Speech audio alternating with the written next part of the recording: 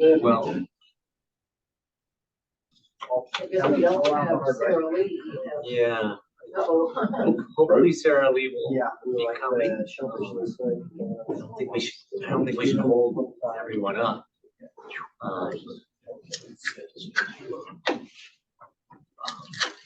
Sarah Lee said she'd come, right? I didn't hear that she wasn't coming. Yeah. So, you know, sometimes she rolls in a couple minutes late. Oh, maybe. I think so, yeah. Yay. Yeah. How's it going? Good. Sure, of course. Pizza and drinks over on the other end, didn't you? Oh, yeah.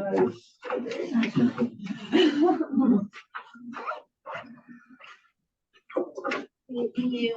And you. And you.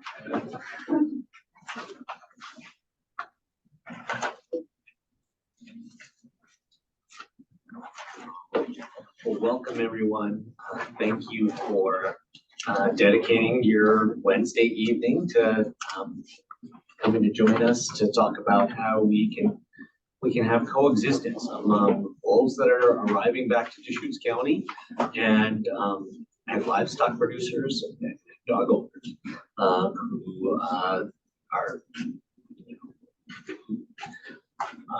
can be challenged by having more predators in our community. It's a complicated situation, but it is definitely navigable, and we have a great set of committee members to help us work on these issues. And tonight, we're also joined by 3 potential candidates for the business representative positions on this committee, and thank you all so much for joining us. Can we go around the table, do a quick round of introductions?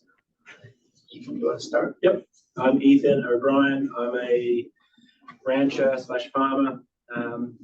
That's my kind of role in the committee, is to represent some farmers along with, I won't say anything for Johnny, but with Johnny. And yeah, good to see you guys here. Thanks for coming out.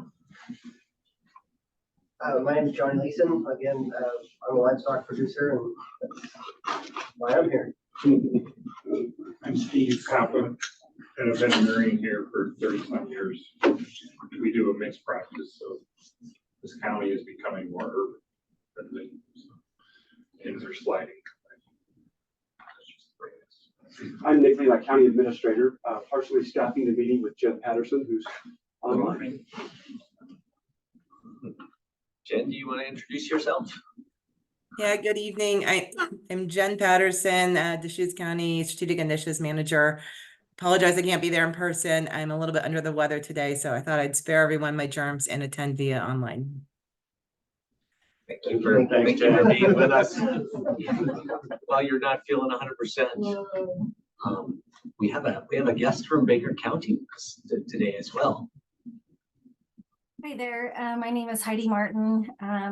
I've been with Baker County for about 17 years and was here when the wolf program was started back in, must have been around 2012. So yep, so I'm here to help answer whatever questions you might have for us. We're really excited to hear your presentation and to talk with you about preventative measures, Heidi. Thank you for joining us. Sure. I'm Sarah Lee with Rain Shadow Organics and part of the community here. And you want to tell folks which one of the seats you hold on the committee? I know, I thought I was a community member. They're wolf advocates. Yeah, they're wolf. I need one. Advocate for coexistence? Is Yes. was that the official title? Yeah. Okay. Thanks. Thank you. My name is Sam Frank. I put in my name for one of the small business owner positions. My wife and I own a small business based out of our house. And I'm also a nurse, so I'll have to leave a little bit early tonight because I have to go to work tonight. And I'm Donna Harris. I'm a retired small animal veterinarian. So I'm geared towards our wolves and will be for coexistence. That's your seat. That's my seat. I'm Gordon Jones. I also am a small business applicant. I own Lake Creek Lodge out in Camp Sherman, which is a known wolf area. Also have property down on Upper Klamath Marsh in Klamath County, which is a known wolf area. And we've had several incidences of wolves passing through there. And there's been some conflicts with ranchers down there, at least one, I know pretty well. And there's been some recent activity down there as well. And I've also traveled up into the Arctic a number of times, and one time on Banks Island saw lots of Arctic wolves, number of packs. So I just have a real interest in wolves for those reasons. Thank you. Thank all three of you for being here. We got to read a little bit of background on you and some of the statements that you've shared about your interest in serving on the committee. And clearly, all three of you would have a tremendous amount to offer to this group as we navigate. Our job is to set up a system, A, to compensate livestock producers who experience losses from wolves, and B, to hopefully move forward some preventative measures in our community to reduce the likelihood of depredation and the incidents.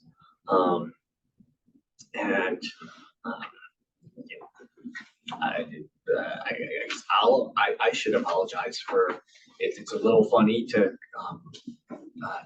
invite people to a meeting where you're not, you haven't been appointed yet to serve, but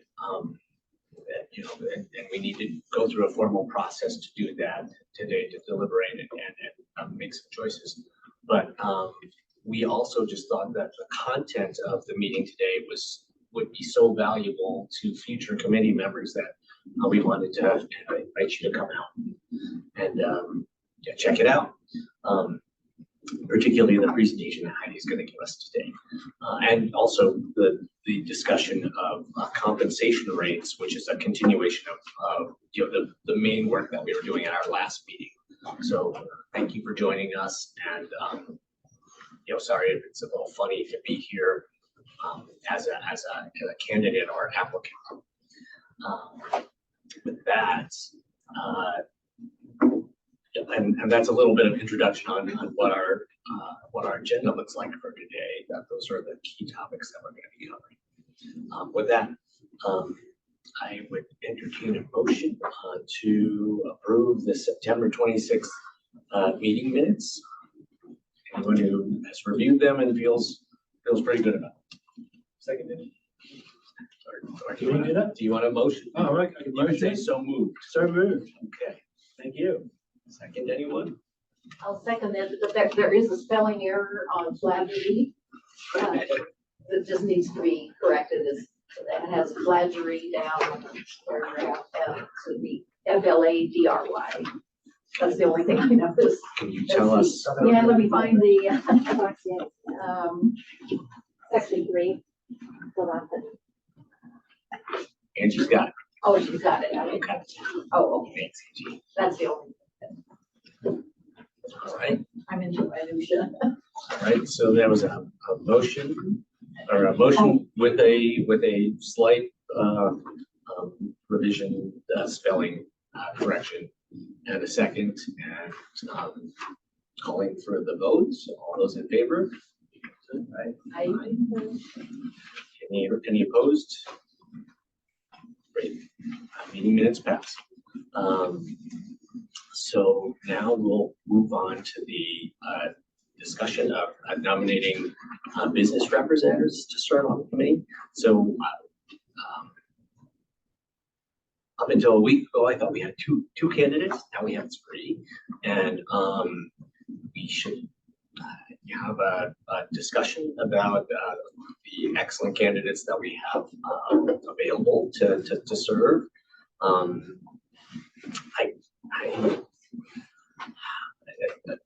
couple things I would say kind of before we get into that are, number one, these are open public meetings. So if anyone is not selected and is still interested in tracking and engaging with the committee, these meetings are always open, and there is there's always at minimum a designated public comment period for people to provide input. So I guess anyone who has an interest in the committee should always feel welcome to come and join us and participate.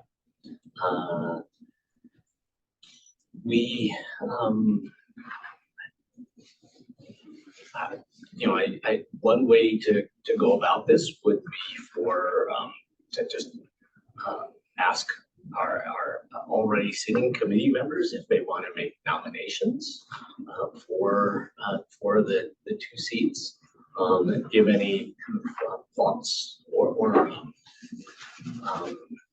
rationales for those nominations. Otherwise, we can come up with some other approach to running this process.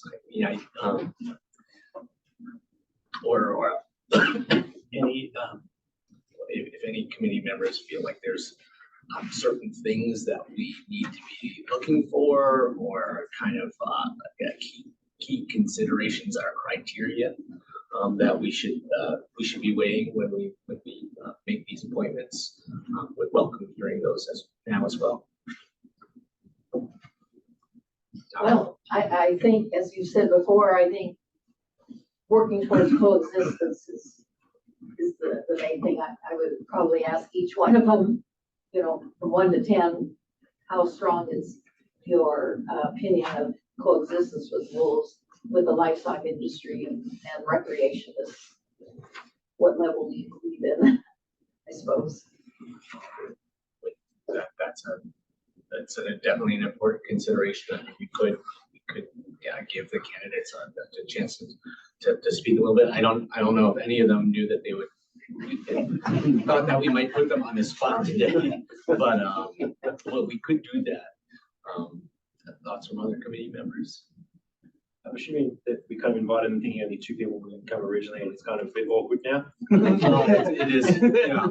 I mean, at the moment when I said we should invite the potential candidates, we did only think that there were 2. So so now we got to kind of come up with a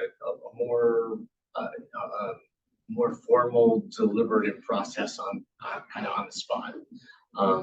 Is the goal to have those 2 people kind of selected today now? The goal was to arrive in early 2024 with a full committee to help us craft the application that we're going to put forward to the state for both compensation dollars and for any preventative measures we want to put forward from our community. It's also possible to I mean, I don't want to leave anyone hanging, but if all 3 of our candidates are willing to wait until later to hear about appointment choices, and everyone would commit to come back if they were appointed, then we don't have to necessarily decide right now but the key is that we arrive in early 2024 with a full committee to be able to put forward the best application that we can. I'm just going to jump in for a point of clarification too. So the committee members will nominate 2 representatives that will then be presented before the Board of Commissions to be confirmed for the appointment. So there is one additional step. The appointment no matter what, wouldn't take place this evening, but we do need the committee members at some point to nominate those two business representatives. Thanks for that clarification, Jen. Yeah, I, for one, will be voting for whatever the recommendations coming out of the committee are. I can't imagine my fellow commissioners. But it's possible that we could come to a different conclusion. Can we nominate over email? Like, could this be done maybe, in a week or something? Before the next meeting. Or before the end of the year? Does that sound okay to? Yeah, what are your guys' timeframes? You want to know sooner?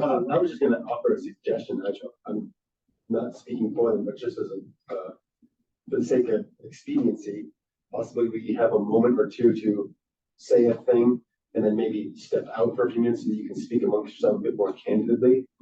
We can maybe remain for the remainder of the meeting since there's some important information. Yeah. And then we can, that way you wouldn't have to maybe finish up business later or try and reconvene or do things via email with the holidays and everything coming up. We could do that. I mean, another option would be we could come back to this item later. I mean, we do have Heidi already online from Baker County, and we could just dive right into the other content. It was, that way, everybody who's here gets the benefit of hearing the very important and interesting information that we're going to receive today. Should we do that? Yep. Okay. And then, but then after that, when we come back to the nomination process, this is a public meeting, so I definitely would not ask anyone to leave. You're very welcome. And everyone is always welcome to at a public meeting to sit in and listen if they so choose. Sam, you do have to leave early. Oh, About 5:15 or so. That might be 5:20. What? 6:20. 6:15, yeah, 6:15, okay. Oh, guys are late. Yeah, thank you. Well, okay, if that's the case, then should we let the candidates have a couple minutes to speak? Wait a minute, maybe let Sam, since the essence of time he can, and then we circle back at the end. You guys don't need to leave. Okay. You want to? Sorry to be the third wheel, I guess. The first thing I'll say. No. Thank Well, you for your thanks. interest. I guess if you're on the committee, you've already seen my application that I submitted, a little bit about myself. Like I said, my wife and I own a small business. We live in Sisters. So we are have that sense of what it takes to try and keep things afloat, putting in a lot of effort, sometimes for some meager rewards in the end. I've also had a lot of experience personally working not only with wolf repopulation, but also doing outreach to landowners, dealing with policy management. And my experience ranges from Minnesota to Arizona, New Mexico, and here in Oregon as well. I want to be a part of this committee for personal sake. I've always been interested in wolves. I've always been interested in the social implications of wolves, the complexities of wolves being present or wolves being reintroduced. So that's what got me involved with wolves 25 years ago. Especially in Arizona, I have a lot of experience working with landowners, doing a lot of direct outreach to private landowners, federal land managers, Native American tribes, as wolves are being reintroduced to landscapes. So that's one of the things that I felt I could offer from my experience to this committee. And the final spark for me was, like I said, I live in Sisters, and so now we are hearing and seeing and smelling wolves in my backyard. So it's it's nice to try and just volunteer to be part of something that I feel I have something to offer, as well as something that's affecting me and my family. But I think, yeah, that'll do it. Fine, Steve. You know, I actually wanted to ask, before we jump in on Heidi's presentation, I wanted to ask Jen one more question, which is, we set out to fill 2 business representative positions. Is there statutory requirements that specify at how many seats there's going to be on a Wolf committee? Or can we add seats if we so choose? I can double check with the state, but my understanding is the statutory requirements are 2 business representatives, 2 representatives for friends or coexistence, excuse me, coexistence with wolves, 2 livestock owners or ranchers or managers, and then a county commissioner. So that is my understanding, but I can go back and double check with the state to see if we can actually add it in an additional position. And whether that's just a minimum or whether that's kind of that's what you have to have.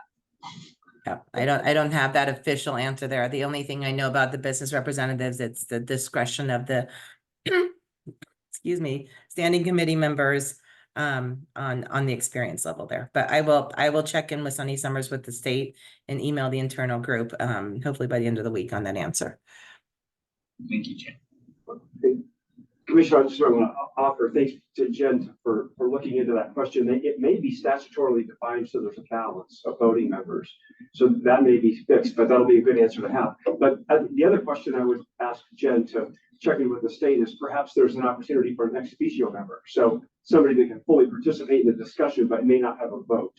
And we do that, for example, with our Landmarks Commission. When we have more applicants than we have assigned or appointed seats, it still allows for more people to participate in the discussion. Yeah, I mean, in general, for me, that up to a certain critical mass, you know, having more brains is better than less. But thank you for checking that out. And unless anyone else wants to say anything right now, we can circle back and we can jump to Heidi's presentation. That's it. I'm just going to clarify real quick. So not to put Heidi on the spot. Heidi is not presenting. She's just going to participate in the discussion of the preventative measures so she can talk about what, excuse me, what some of the measures that Baker County has put forward for grant applications, but there's not a specific presentation. It's more of a discussion with the group on preventative measures. Hi there. Yeah, sorry, I didn't have anything formal prepared. But I can talk about 2 of the grant programs that we've taken advantage of here in Baker County. The first one is, of course, through the Oregon Department of Ag at the state. And then the second is it's through the Western Landowners Alliance. And it is called the Conservation Innovation Grant, or SIG grant. I'll talk about the ODA grant first. So Baker County started applying for grants through ODA back in 2012. That grant funding, there's 4 categories that you can apply for. There's category 1, which is death and injury. And that would be if it was a confirmed loss through ODF&W, or in our case, we've used ODF&W and also Wildlife Services, who has just recently taken over that job with a contract through ODF&W. So we have that. Category 2, the missing category. Third category is the preventative or management activity category. And then the implementation, which would be like the administrative part of that. So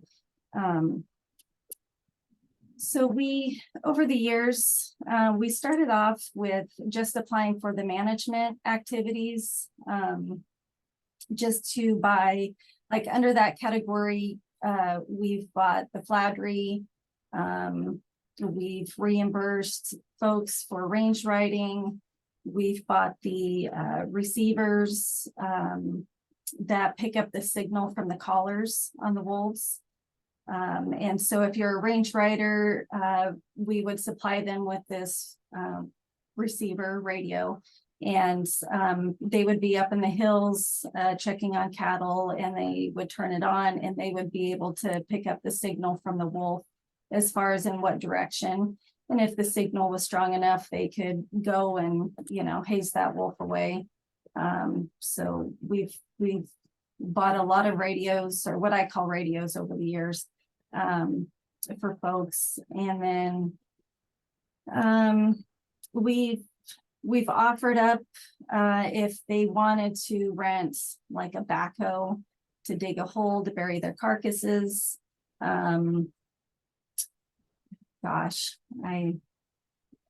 Just anything out there that would be preventative. Some other stuff actually has been like what they call rag boxes or fox lights. Those are just kind of noise and light, to help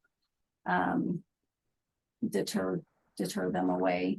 I know that if you have a depredation and you're in an aqua area, which is a known wolf area, you need to be doing some sort of preventative measures in order to be reimbursed. I think that's in one of the rules.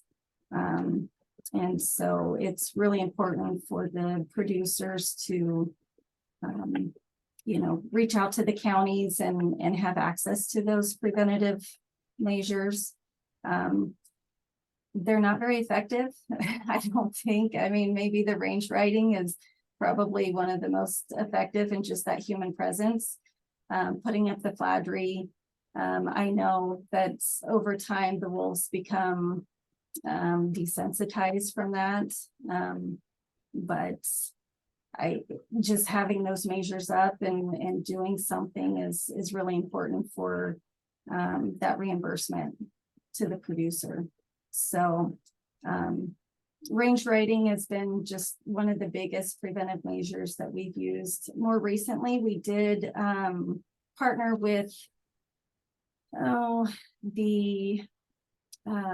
we received some money for sage grouse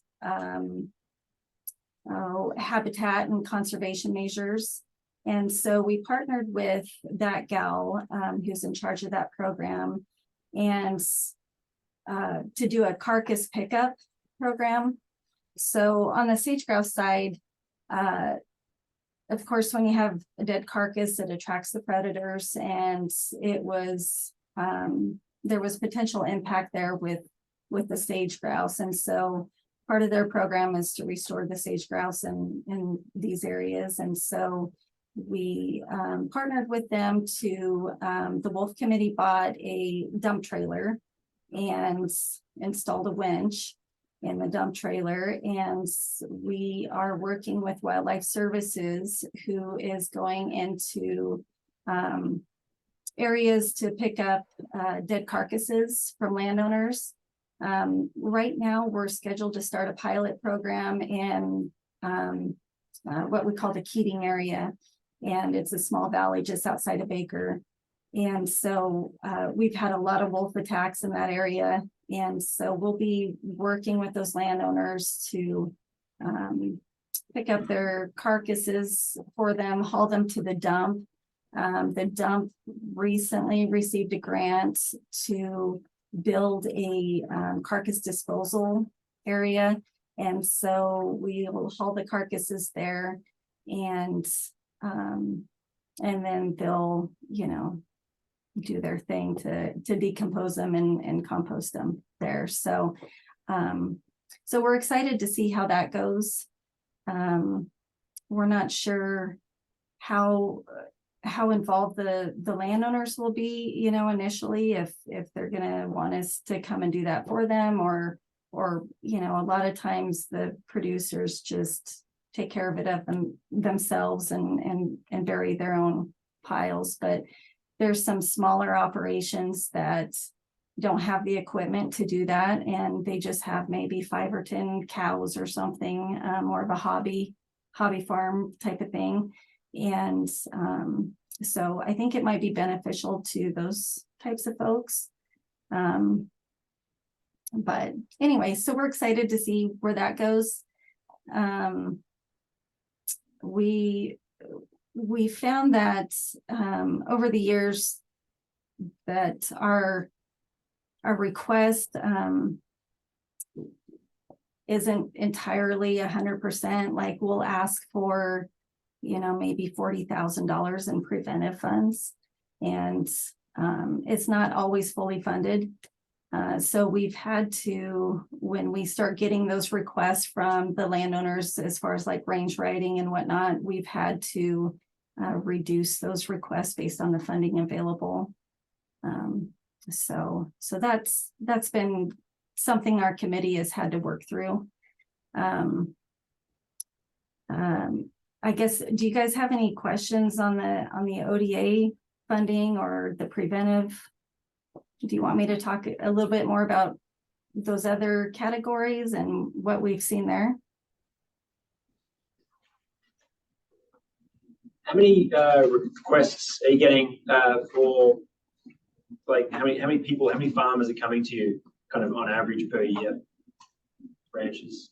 Yeah, it varies. Not everybody is turning in claims. Not even those that have confirmed depredations. I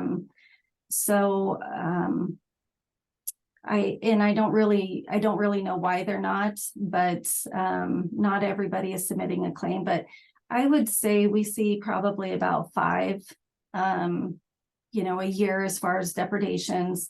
On the preventive side, we've seen that number grow more recently.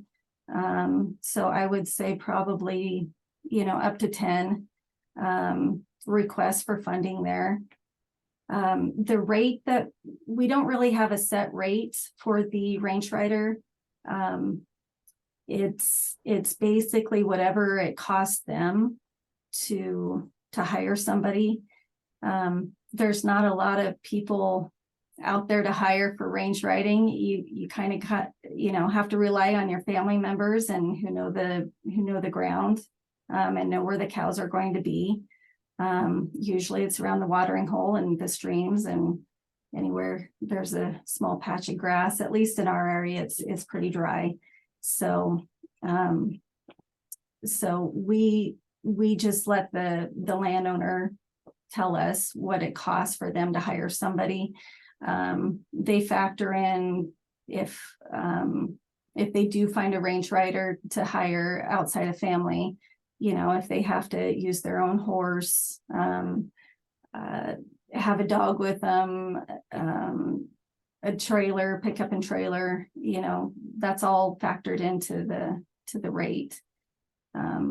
So we don't have a set rate for that, but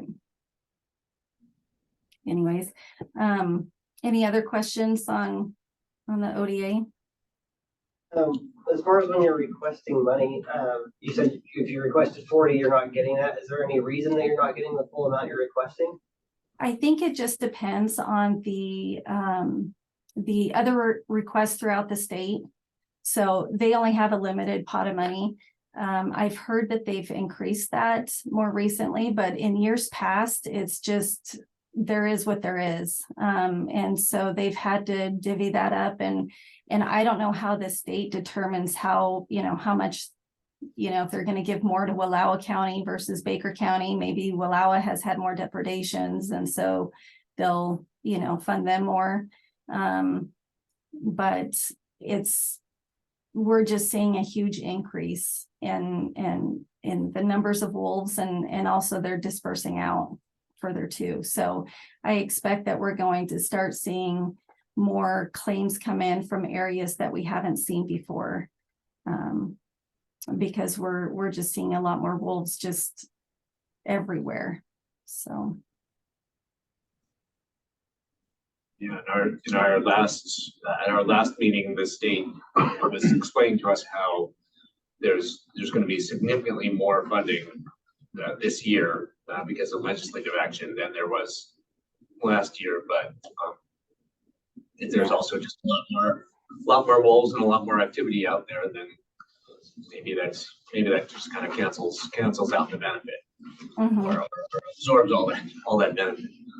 Donna had a question. Yeah, Heidi, how do you have a process for verifying the missing cattle? I know you haven't really addressed that. You said you're more on the fourth. Yeah, so what we've done with the missing, we used to have quite a few go missing. We don't see very many of those claims anymore, but we would ask that the producer, somehow would show documentation that they've checked with their neighbors, because a lot of times, cows, elk or whatever tear through the fence, and fence gets down and they're in on the neighbors, and the neighbor picks them up in the fall, usually when they gather. So if they can somehow document or provide a statement that they've checked with the neighbor, also with the brand inspector, in case somebody did pick it up, at least showing that they've made that effort to go there as well. Also, head counts. Most ranchers are pretty good at keeping track of how many they turn out, and then how many they gather. So having those head counts, and then also if, they go out, put out salt in the summer and, checking on them, just any of those records to show that they've been out checking and whatnot, and just having that documentation.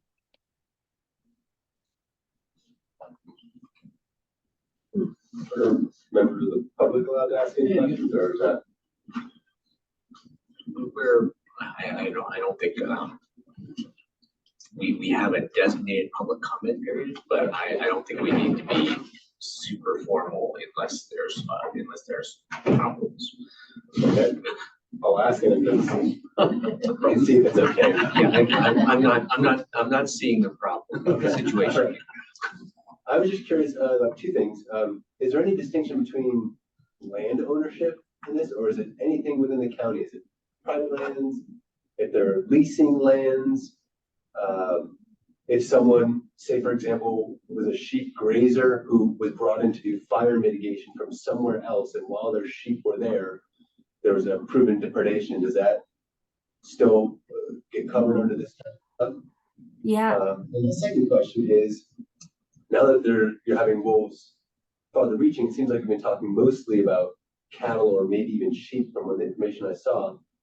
Are there other types of depredators? People calling about dogs or pets or personal safety concerns? Does that fall into these grants? So yeah, for your first question, it doesn't matter whether it's public or private ground. If there's a depredation and it's confirmed, then, someone can make a claim on that. So, we ask that if there is a depredation, confirmed, that they provide a copy of the ODF and W report, and then also fill out our application, and attach it to it. We also ask folks to, provide an aqua map. So every year ODF and W puts out an aqua map, and they draw out with their polygons, where the wolves are roaming. So, and I don't know what the frequency is for them to determine it, because it's not like they stay within those lines, but it's just with that high frequency where they're at. So we'll have the producers, whoever's submitting that claim, attach a map and then draw on that map where the depredation was or where they're running their livestock. So, but again, it doesn't matter if it's private or public. So, that's how we address that. But, your second question, we did have someone, lose a working dog. I think it was just a border collie. Wolves came in, the dogs were right there at the house, and I think it ended up killing a couple of dogs. That person didn't submit a claim though. But from what I can remember on our rates, I believe we have $500 for working dogs. Is what we have for our reimbursement rate.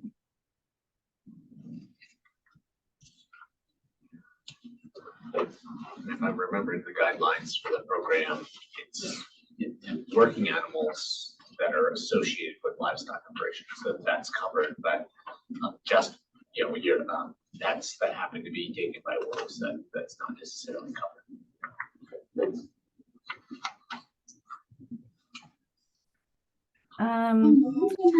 There was something else I was going to mention on,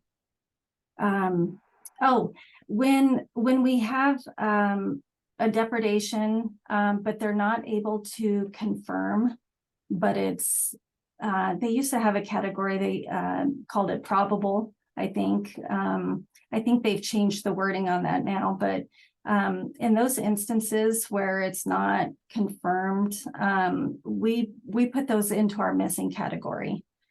Even though they're not actually missing, it wasn't a confirmed loss. And so the state doesn't pay on the non-confirmed. And so we'll put those into missing and make the claim under that category instead. So. Have you guys got reimbursement for the missing category? To some degree, not as well. The confirmed depredation category has been for us 100%. But the missing has been quite a bit less than that. Is the payout the same for missing? I think in the rules you can, the committee can decide if they want to reimburse at a lesser rate for missing.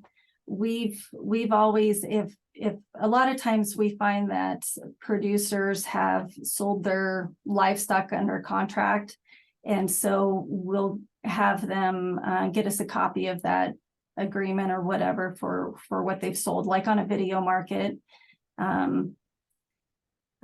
We've also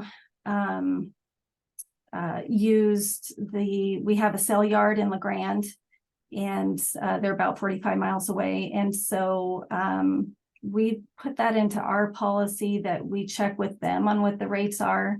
But that being said, we've always, for the missing, we've always put in the actual rate. Our committee didn't use a lesser rate on missing.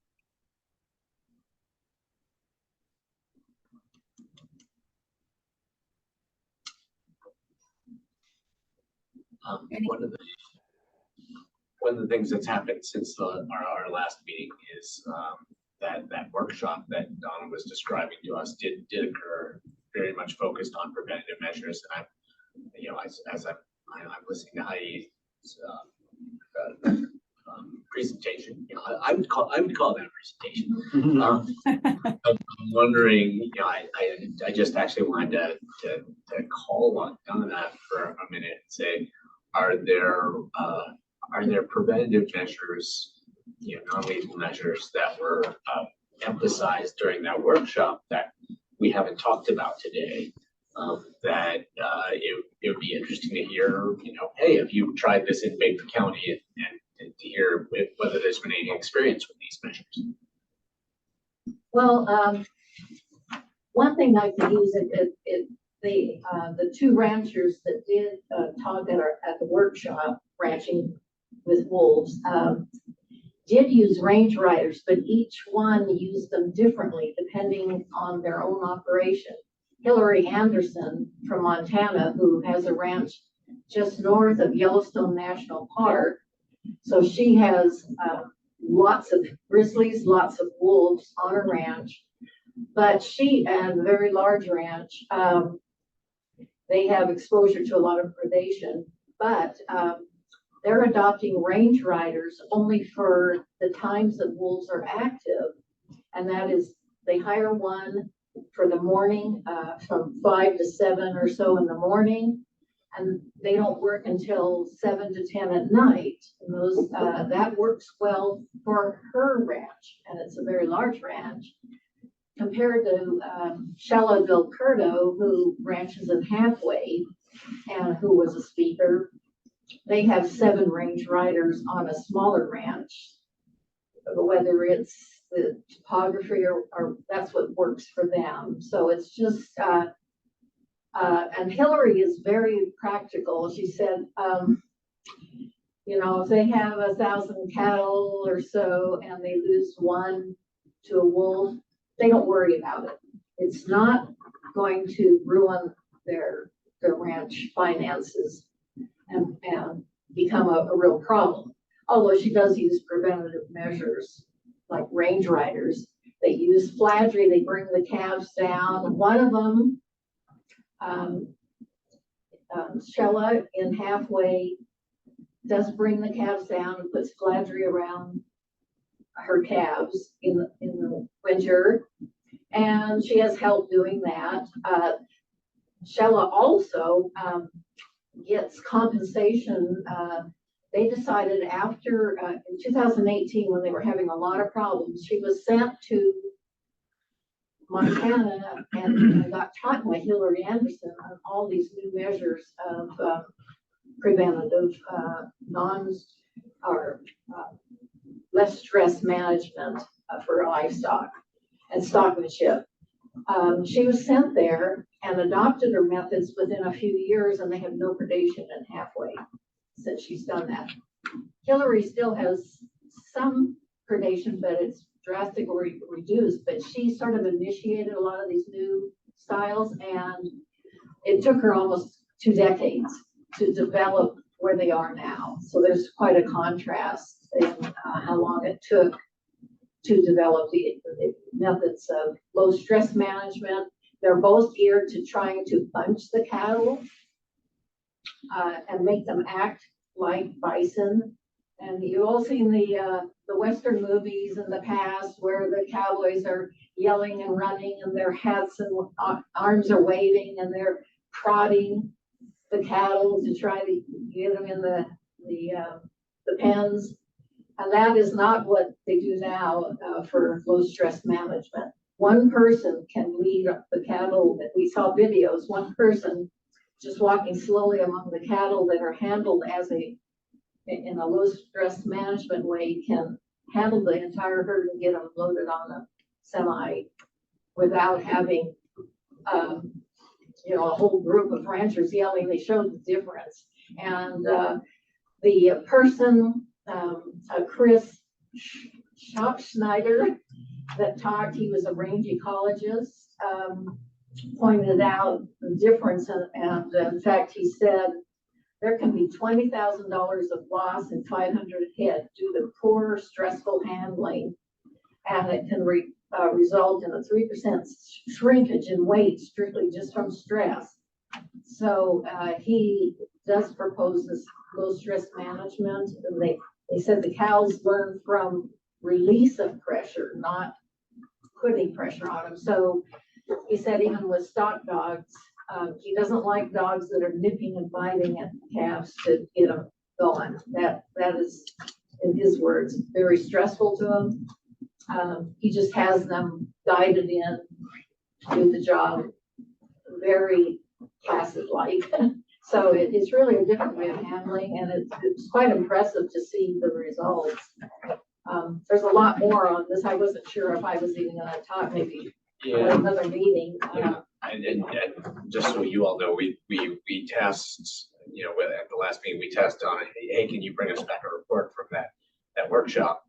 And we'll make time, Jen and I were coordinating, and Jen and Donna were coordinating, but we will make time for Don to give a presentation at our next meeting. But while we had, another community present, I was just wondering if there was anything that, that you heard at the workshop that we should ask Heidi.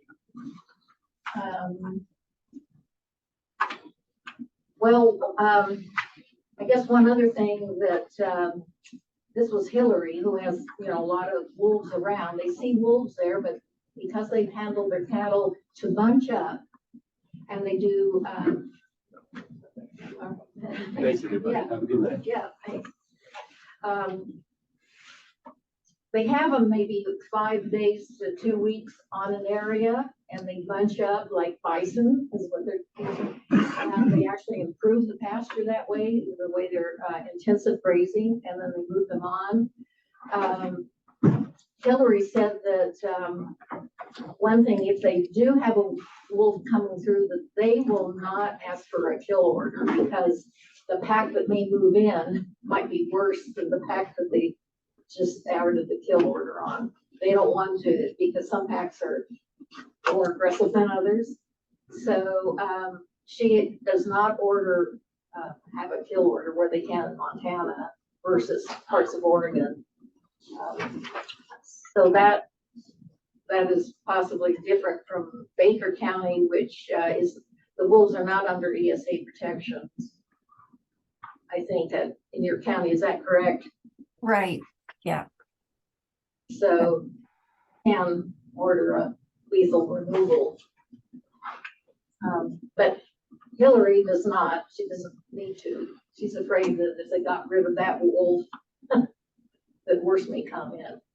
So she said, we can't shoot and kill our way out of this. So her methods have been very successful. She teaches these methods all over the West, as well as Shella Belcurdo. Right off the bat, I can't think of another thing that I'd ask Heidi.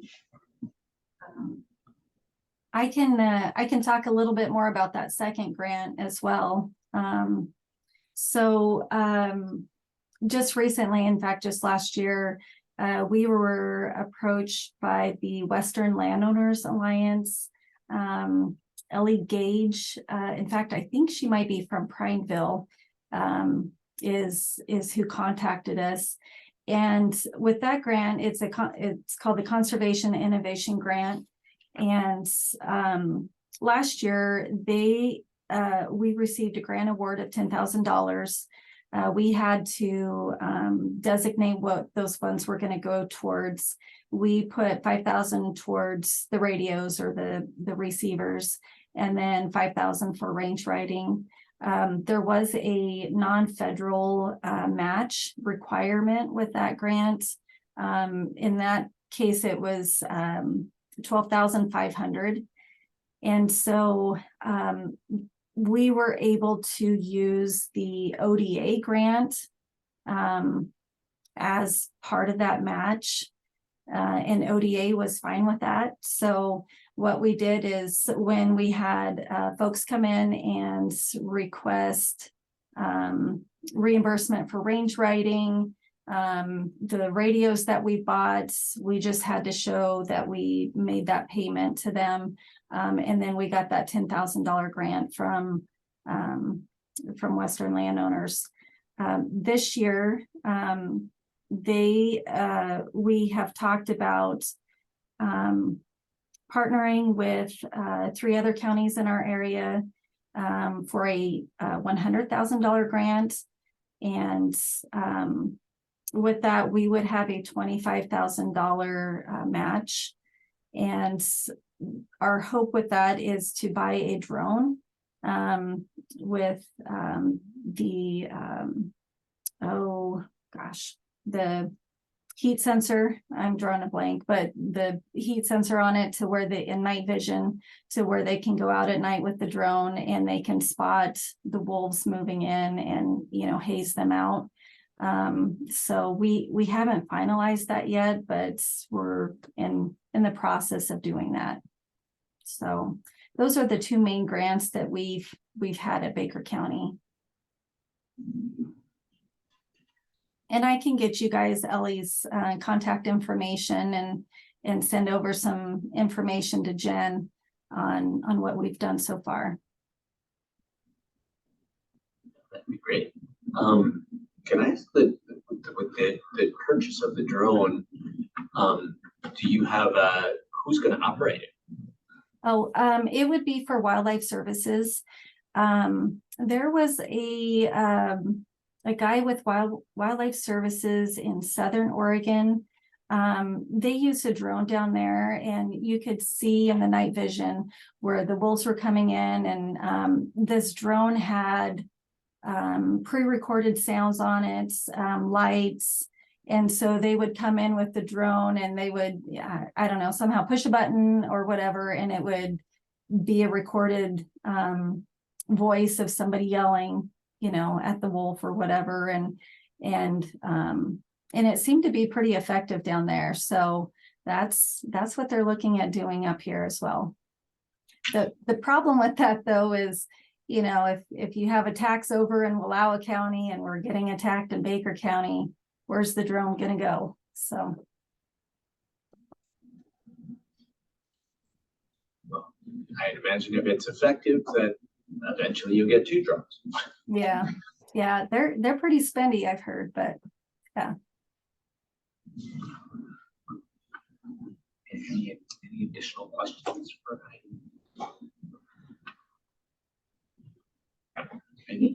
You don't have like an example of how much you're paying for the range riding. I know you said it's kind of case by case, but is there like some range? Let me look at what we've got here.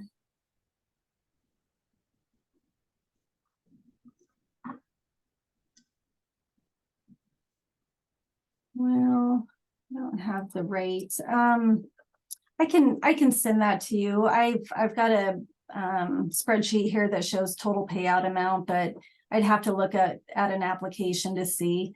I'm gonna guess it's been probably around $25 to $50 per hour. I think we've also had some requests come in with just a flat day rate. So, but I can look that up and send that to Jen.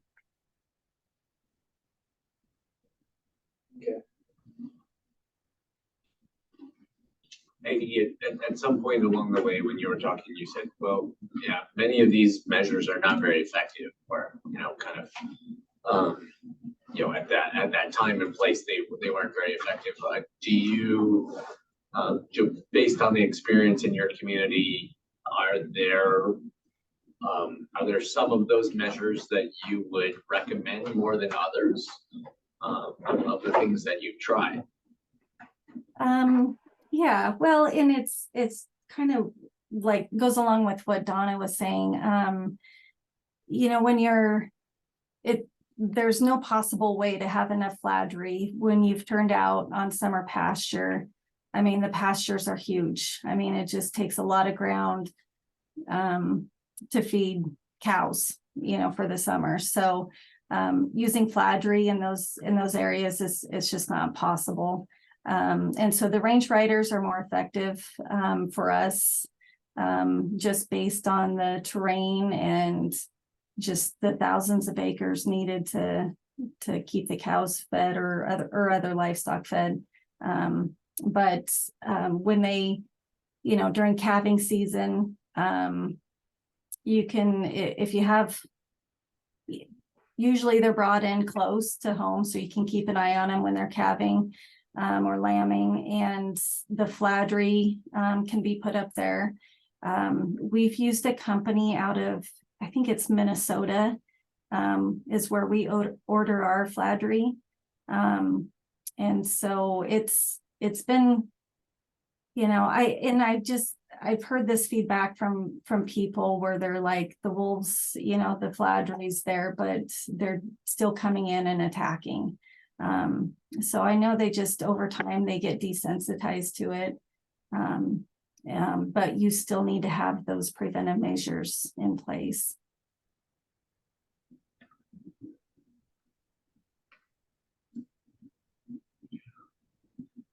Go ahead.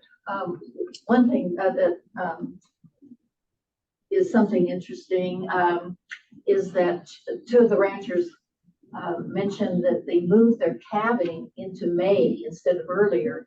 So it matches the increased population of their natural prey, like the elk calves and the fawns. And both of them said that no one has ever changed back from later calving and gone back to earlier once they've done that. It works a lot better to do it that way. So it's worked for them.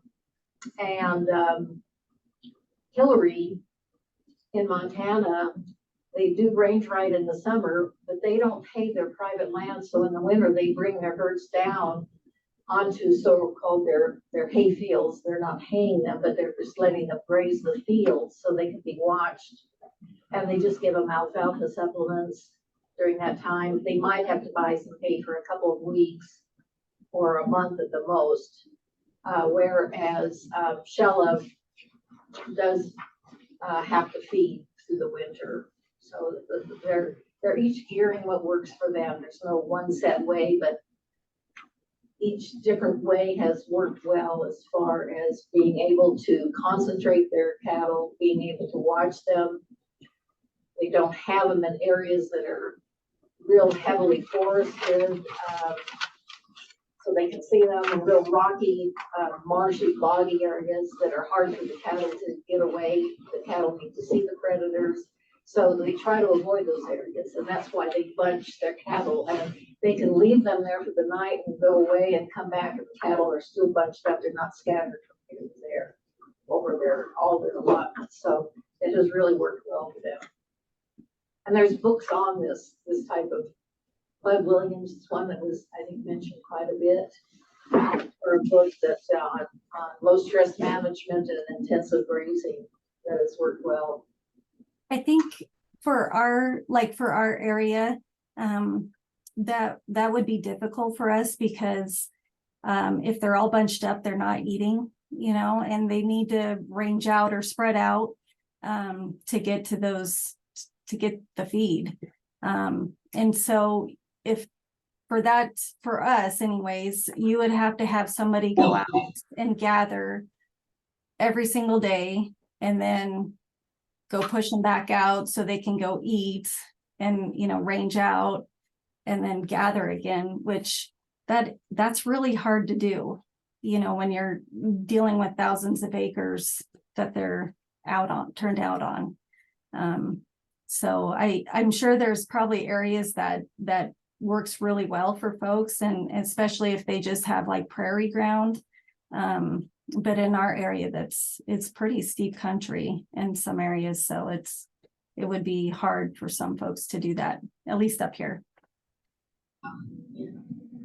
I think in Hillary's case in Montana, from the pictures, it was pretty hilly, not maybe heavily forested, but really hilly and but open spaces. But they still would be able. One person, she said, she and one other person can handle 500 cattle and just drive them to the next spot the next day. They would stay there overnight, bunched together, and she'd come out and maybe depending on the pasture. She said that actually the pasture improved with intensive grazing for a short time, and then they moved them on.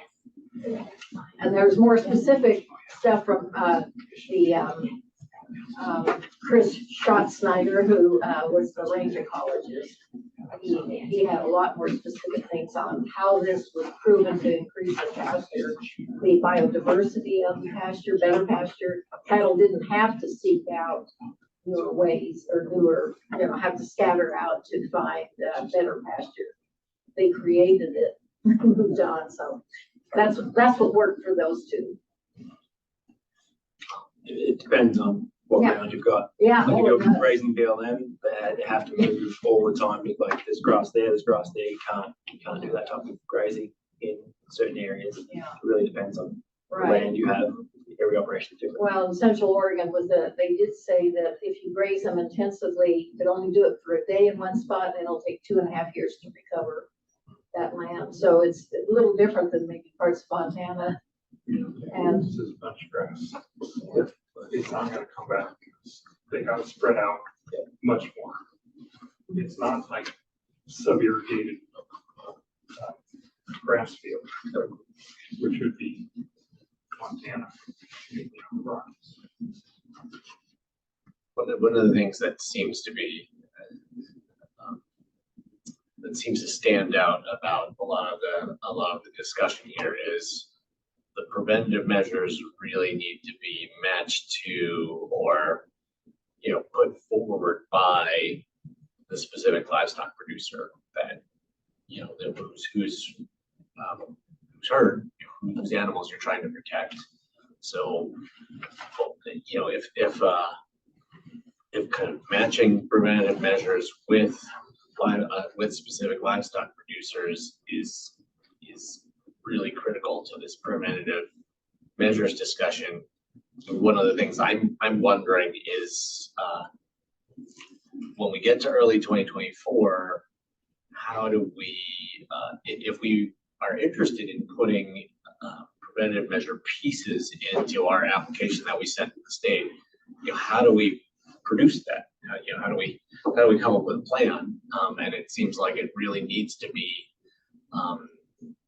connected to or driven by specific livestock producers. So I'm curious if any of you have any thoughts on how we line that up, how we end up with these preventative measures for these specific livestock producers operating in these specific areas.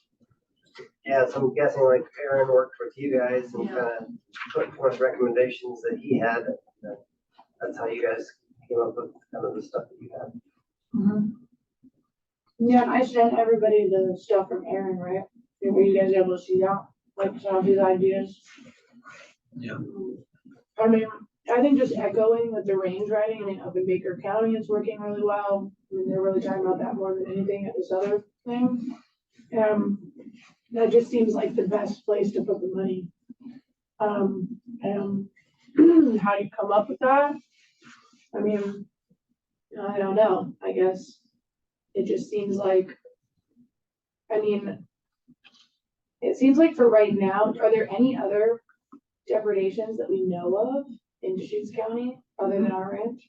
Not so Right, so. No, there's not been, just the one. At least nothing confirmed or Yeah. investigated and confirmed, right? Yeah. So it just seems to me like, I think that range riding is probably the best thing that we can do and coming up with something, like staffing a person that's like range riding for the majority of the season. I mean, to Donna's point, like we bring all our cows down, same thing. We feed hay in the winter on the hay fields, so like there's not range riding in the winter months, but we turn out on March 15th, we gather on Halloween. So that's like a period of time. And like, what does it cost to have like a full-time person range riding? I would say it's about $3,000 a month. And, we're talking about like 8 months or 7, whatever. Anyway, so, and it's like, okay, that's one ranch that has known depredation. And then it's like, all right, well, why don't we because you can apply for more funds. So if we triple that, just in case there's other people that want to apply for that. And it seems like as a committee for us to be like, well, is there any depredation? Are we paying for this just for the fun of it? I mean, no.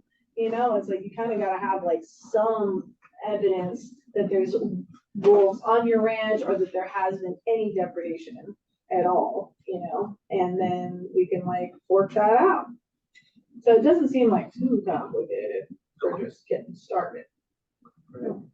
Aaron and Emily, I know they were trying to put a collar on one of the wolves that are around, but they were having any luck. Did you hear on that? What was that again? Aaron and Emily from the U.S. Wildlife Service, they were trying to put a collar on the wolves so they kind of knew what they were doing. Did they ever have any? I'm not sure if they succeeded at that or Not not. the Petolius yet. No. Not so far. I was gonna say it's something right now because there's not very many wolves would be, the wolf collar tracker, so you guys would get an update, when the wolves were close. Mm-hmm. Because it seems, if we had more wolves, I could see paying someone $3,000 a month we only have two wolves that are not always there. It seems like a lot of money to me. Yeah.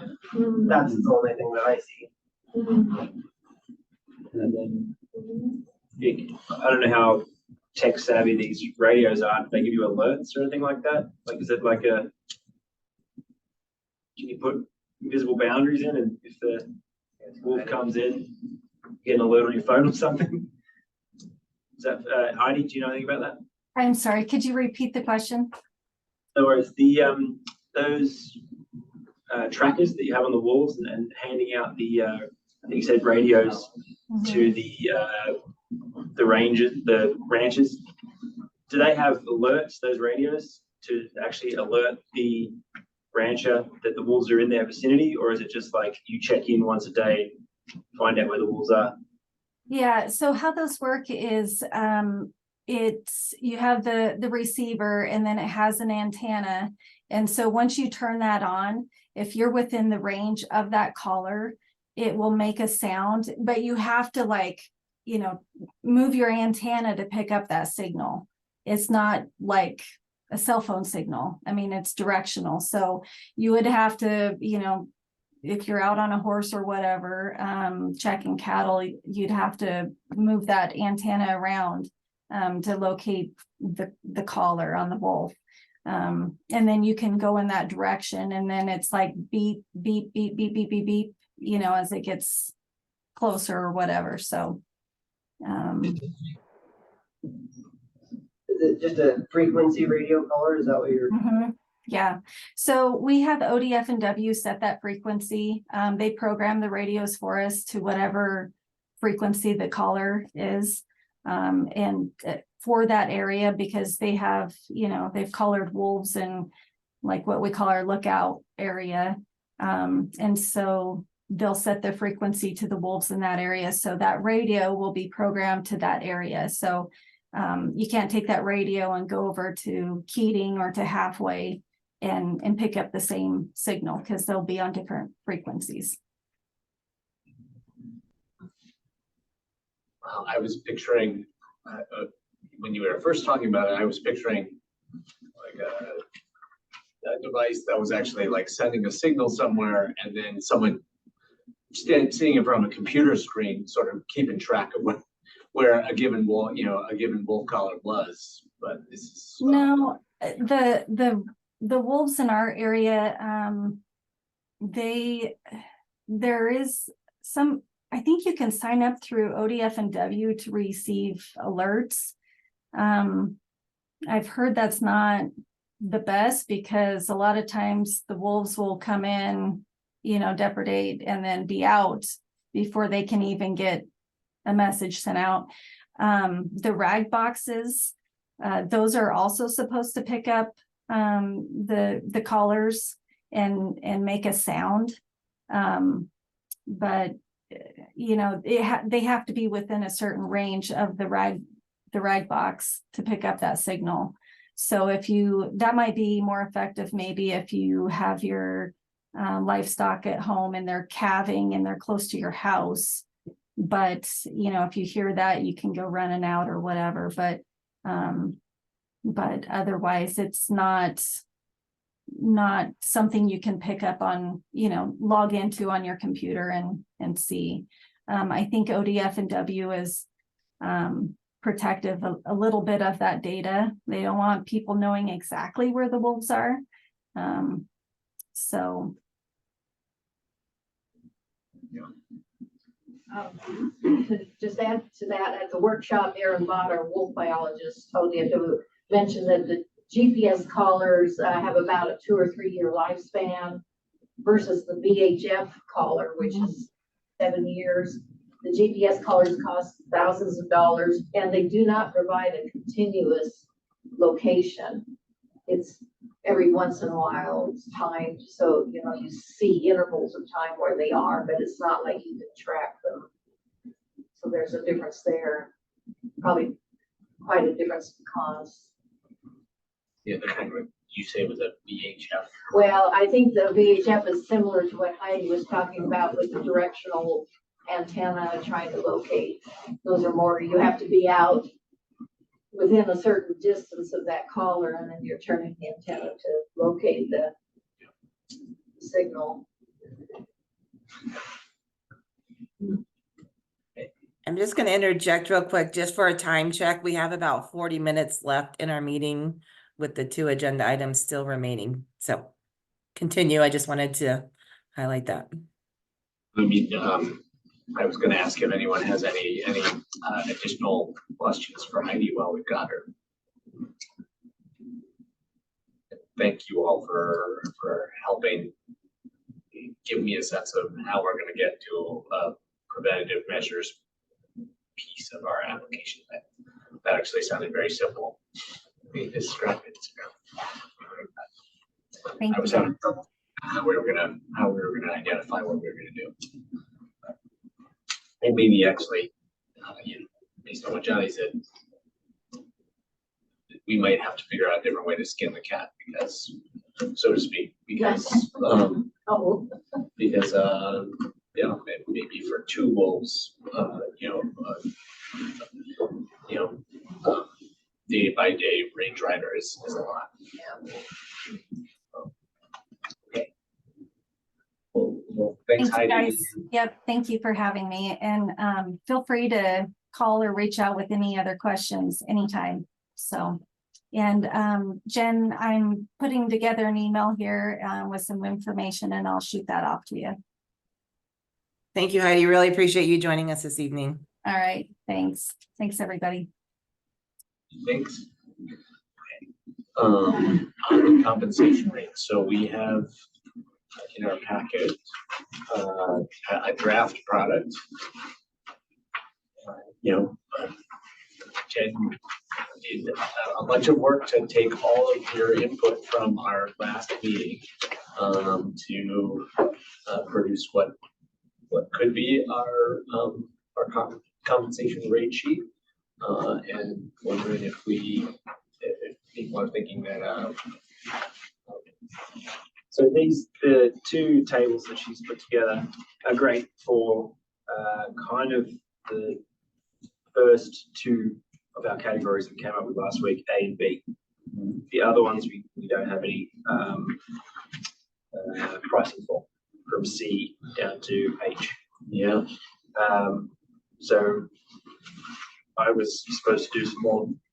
I was going to hand something out myself, did not get around to it, so guilty. But yeah, I think what Jen's got for the A and B is great. Yeah. Anyone else? Do you agree with that, Johnny? Yeah, I agree with A and B for sure. Yeah. For A and B, those 2. Yeah, I think like this is based on 100 weight, was just like really making sure that we're like all on the same page with that. Oh, right. That's real. Okay, I think it should be clear, whatever we like come up with, that it's based on 100 weight.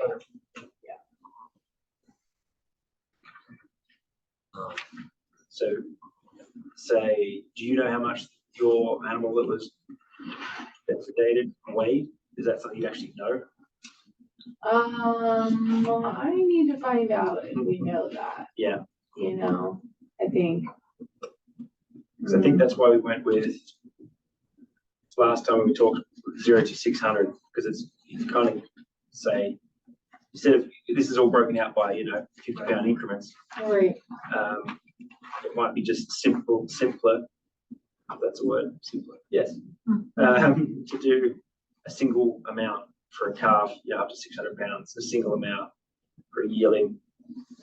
Just kind of make it easier. Go from the 6 to 650 and then jump off that number, because basically you're losing that calf for the year. Yeah, That so would the be higher end of the actual number, yeah.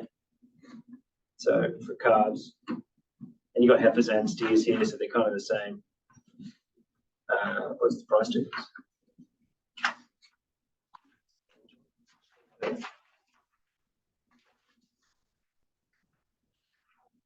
So it's 343 and 27. no, 10. So what are you looking at? So we're doing 600 pounds, right? Yeah. So 220 on the one and then Yeah. 240, 257. So you want to just do the highest one, 320. Sure. Okay. Sarah Lee? Mhm. Oh, well, I'm a small animal. I don't know anything. I'm gonna leave it to you guys on this. It sounds better to group it like you're doing rather than, 50 pounds this way and that way, because I don't think most people are gonna know it. You're gonna be guessing. You're gonna be Yeah, guessing. we're just. I'd pick some age ranges and go with it. Yep. So 320 is pretty nice. I mean, pretty stoked at 320.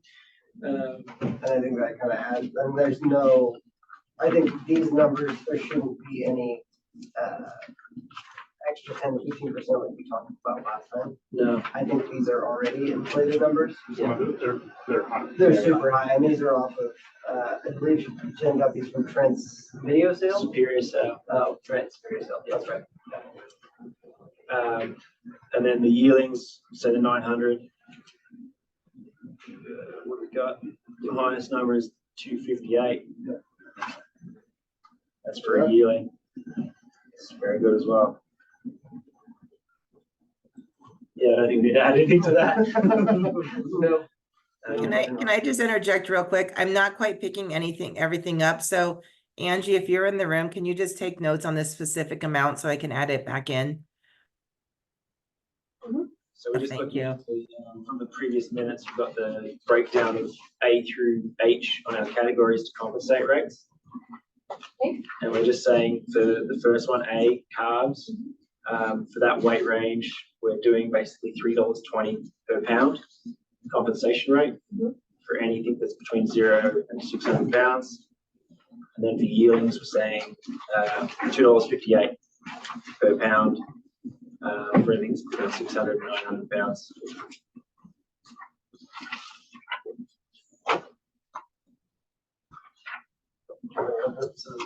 And then, yeah, Steve pays attention to this stuff as well. Okay, yeah. Butcher animals, again, by pound, they've been high at the moment, like 10 or something like that. It's been for a butcher animal. Let Johnny pull it up.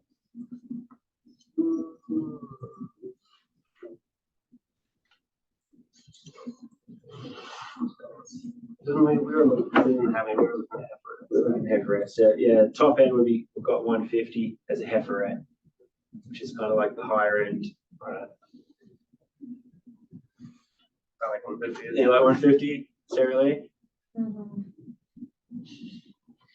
Are we like, so when you get to like the yearlings, right, so it's like, oh, we have a calf that was lost, and we're just gonna assume that it's like 600 times 320. 320. Yeah. But if you get to these like, so then yearlings are like up to, like, instead of having a range from 600 to 900, should it be like up to 900 pounds? Yeah. But it's just basically where those calves end, where the calves end, you're assuming that it's 900 pounds to 258. If it's not a calf, it's a So the yearling. GDP at 900 pounds, we should probably write that in, right? Right. That's what I'm kind of getting at. It's like, It's 900. You're just assuming 900 and 258. Yeah. So just do the whole. You want to do the whole value Well, instead of just the poundage and the. Yeah. Because we're not guessing poundage. Sure. Yeah. Okay. At the 900, it was $2,322. What was that one for? That would be the yearlings. And so then what do we end up with butcher animals, $110 or something? And then the calves was 1,920. 20. Yeah, these are very nice prices. And then butcher animal, I think we just saw 150. 150 for a heiferette at 1,200 pounds, 1.5 times 1,200. 1,800. 1,800 bucks for a butcher animal. Then cows is a little lower. I know we said last time as well, but Don't you think that doesn't seem to like work out very well, does it? I think that's a little odd what do you mean? For the yearlings, that you're making like half, or I don't know, not half, but like quite a bit less on a butcher animal than you are on a yearling. Yeah, Like that doesn't make sense. yeah, you're right. So I think we should like adjust that somehow.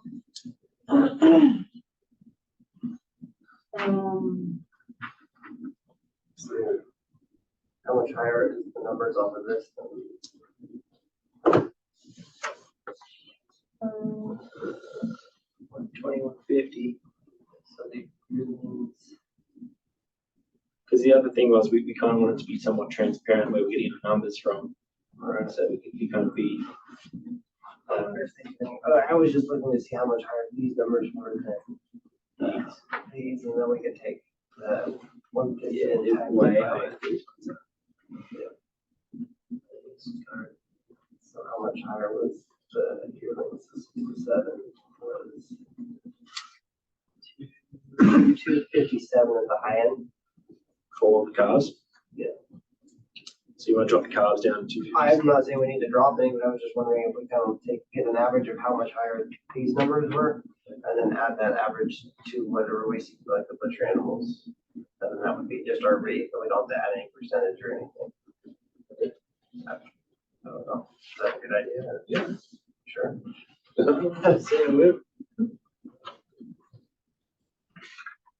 I mean, I think the butcher animal should be close to like 2,800, 3,000, something like that. Great. You selling those? Or you Yeah. Making a killing. Yeah. You're selling them cut though. That's the difference. No, but I like, taking out the cut and wrap. Yeah. Like that's how much. If you sold, when I sell my butcher animals, I'm not getting anywhere near that at sale yard. You got to go off like, it's not your specific to your operation, it's specific to like everyone. So there's And you still get a chance to argue if you think your animal. yeah, works. and you can always come in and say, well, I'm getting We're just trying to set for everyone. Yeah. So, but if you have yearlings at 3,200, it seems like, or 2,300, sorry, Yeah, I think 2,300. yearlings are way So across. then, what's that? I think the yearlings are a bit crazy. So that's the difference in the prices from like the 6 weeks. Do we just add that to what the butcher animals are per pound, or is that a bad Is that a rate? percentage? No, 63%. that's 63 cents. a pound. Cents, oh. Yeah. From the high number on this to the Central Oregon livestock. So you're saying whatever's on Central Oregon at 63 cents per pound. I don't know. No. Steve, jump in here. I'm just telling you that's the difference between these prices from the Superior. Yeah, yeah. What Central Oregon livestock auction is. So We're setting these for the year. For this past year. So we pay out in January, or we start taking in applications for depredation in January for the previous year. So it's kind of pricing for this year. The kills, I think when you get a depredation, they got a date on them, right? Yeah. Yeah. So, but the problem is Central Oregon livestock makes it kind of difficult to get a hold of past sales reports. Go to Eugene. Yeah. we were trying to say like we're close to home. Yeah, Deschutes County. Well, they keep records for the year. Yeah. Every week. And it's all there. Eugene does. Yeah.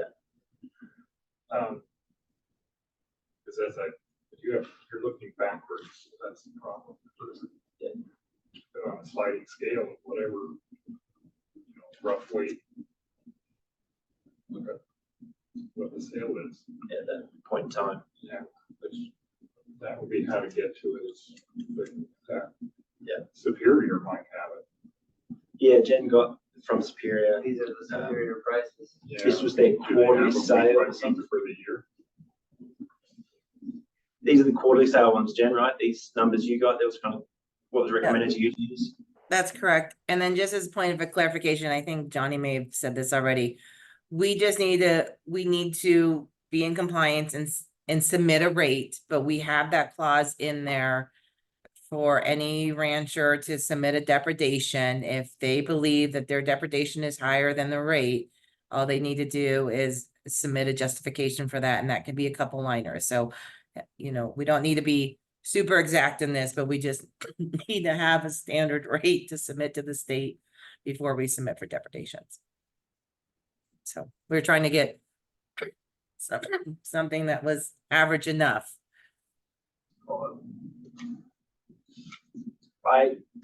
my personal vote would be to have a set value just per unit as we've got, so that if we post those anywhere, people know, they can look online and go, this is what I'm getting for this, kind of transparency kind of wise. But that doesn't answer your question. No. Do you want to add like the 60 cents or whatever to whatever we find over here? Because these are obviously more than what is on there. Yeah. So do we want to bring those numbers up, or do we want to bring these numbers, these ones back down to what this week was and just call that? Because obviously those numbers are going to be closer to what you're getting. Yeah. I think we bring back to Back to reality. reality. Okay. So scratch the shirt, two first numbers. Is that A and B is, and A, B, and C is, no, I mean, C is probably pretty close. C close. Okay. Sorry, Angie, we're just throwing stuff everywhere. You don't worry, calculate that and then I'll the numbers. So we want to do 5 to 6 or 6 to 7? 5 to 6. Sorry. Steers, weights, do you want the number from 5 to 6 weights or 6 to 7? We pulled it from 6 to 650. Do the top of, so if 6 is the high number, if you use 6 as the high number, this one, that's going to be a higher value per unit, right? So you got 2, so you got 5 to 6, yeah, 5 to 6. 5 to 6 5 to weights, 6, yeah, so yeah. then $2.86. So And that's for the cats. 2.86 times 600.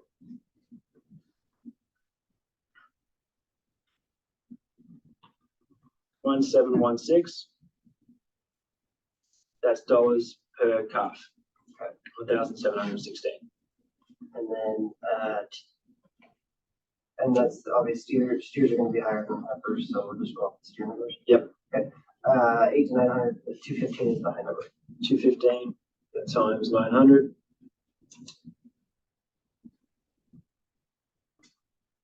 $1,935.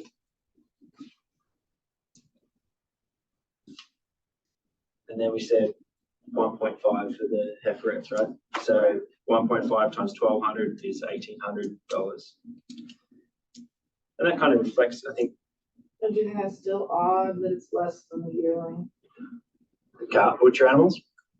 It's the packers, they always pay more for that lower because they put the weight on to where they want it. You know, I mean, that's the yearling size is kind of where you get the top dollar as a cow calf operation, right, Steve? Yeah. You're always going to get the most money at the sale yard for something that's yearling 600 to 900 pounds.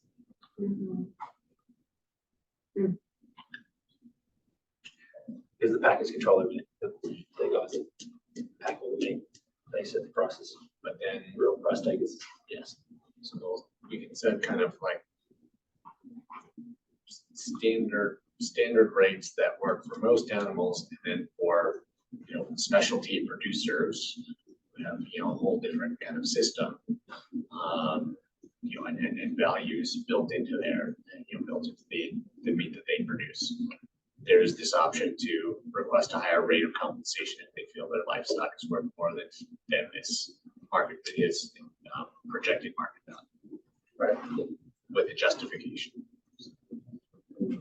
We're trying to hit kind of the majority of circumstances versus, you know, specialty circumstances, but leave room for the specialty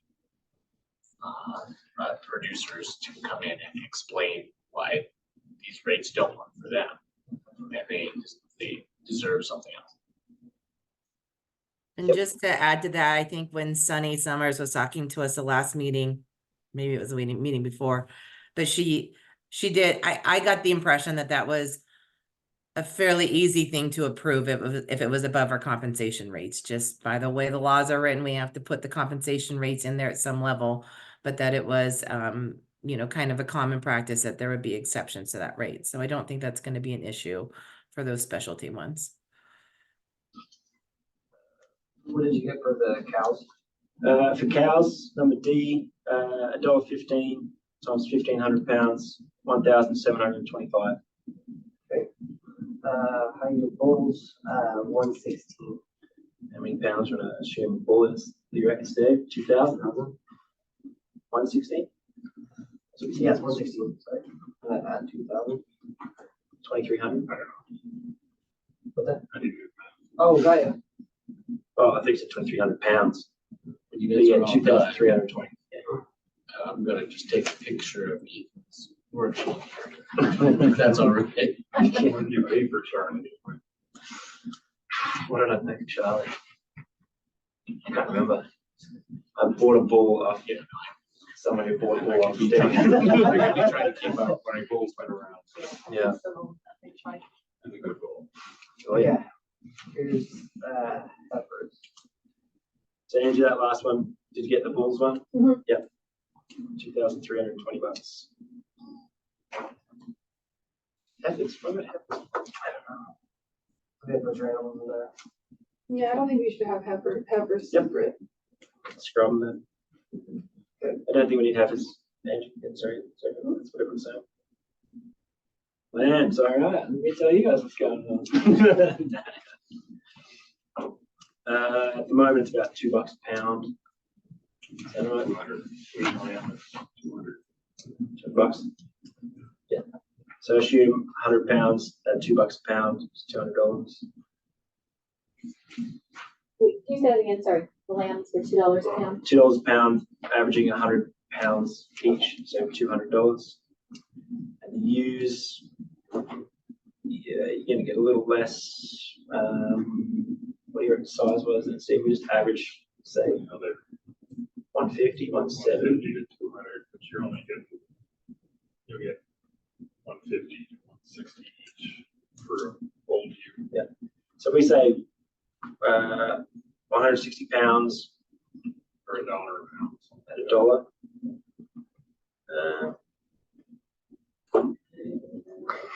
Doesn't like it, huh? Don't like it, don't like it.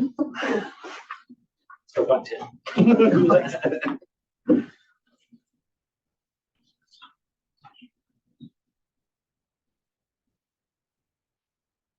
So yeah, sorry, 160.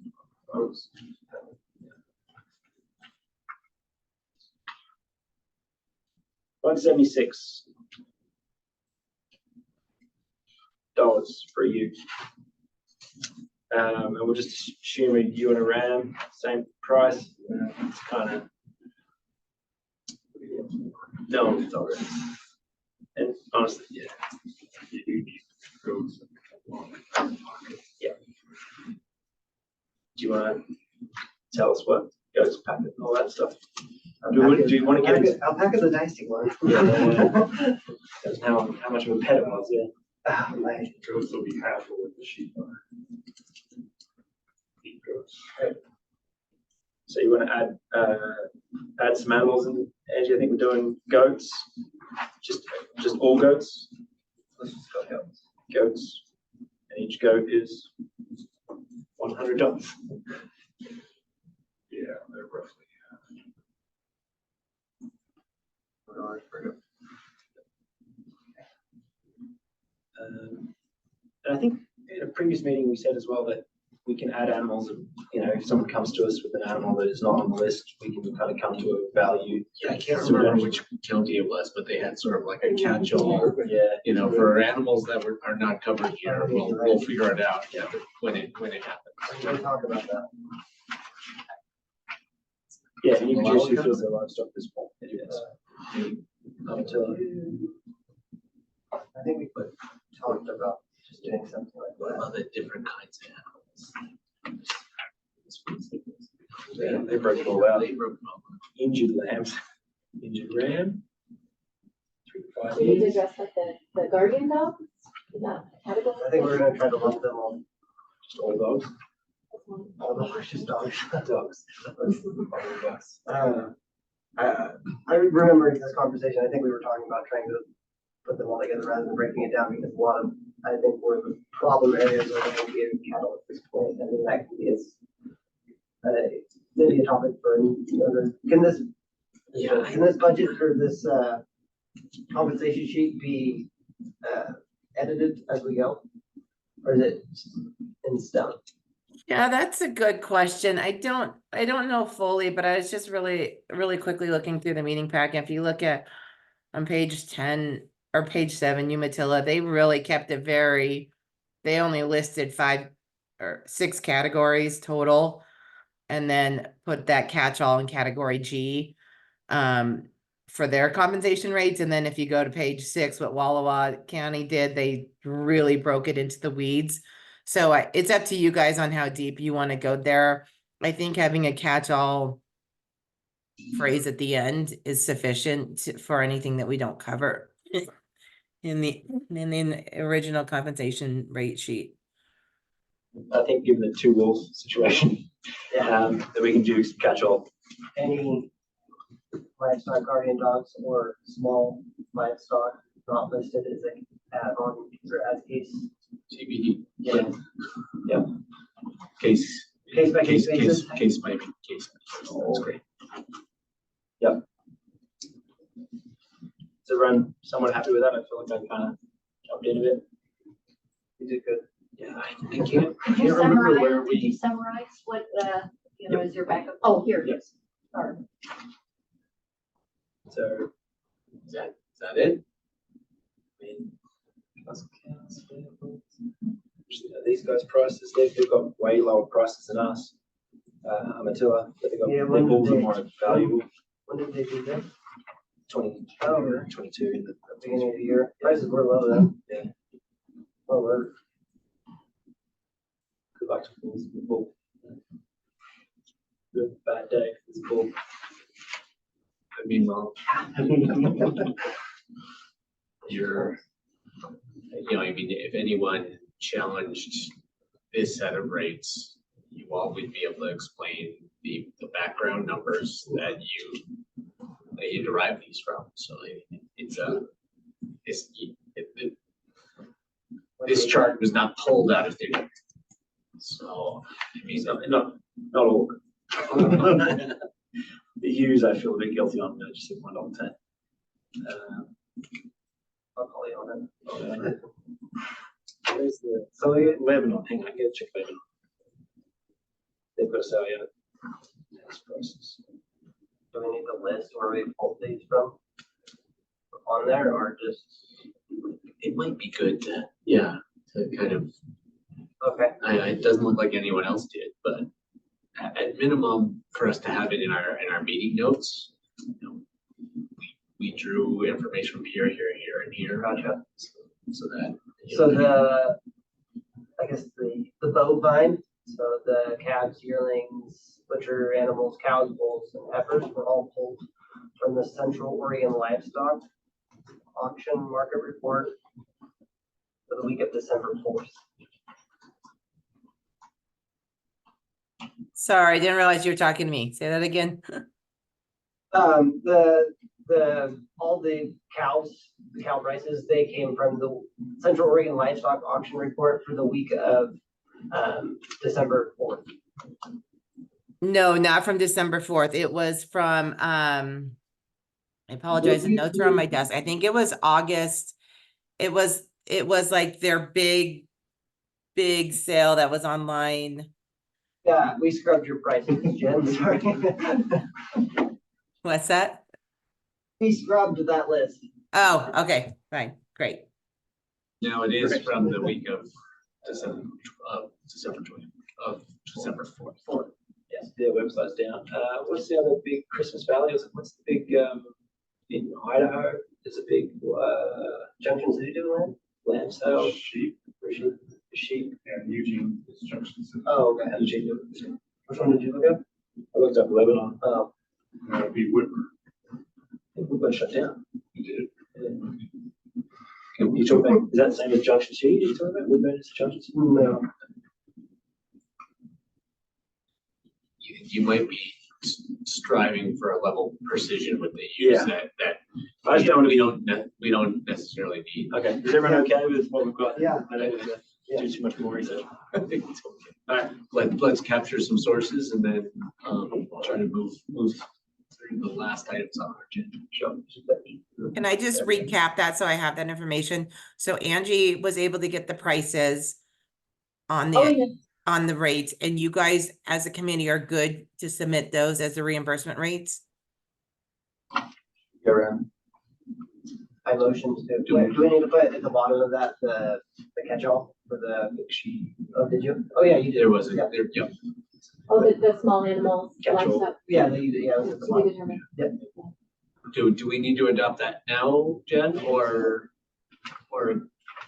We just have to submit them before we submit our grants. I guess what I'm looking for, excuse me, for clarification is, are we revisiting this again, or do we feel comfortable that we've established a compensation rate pricing tonight?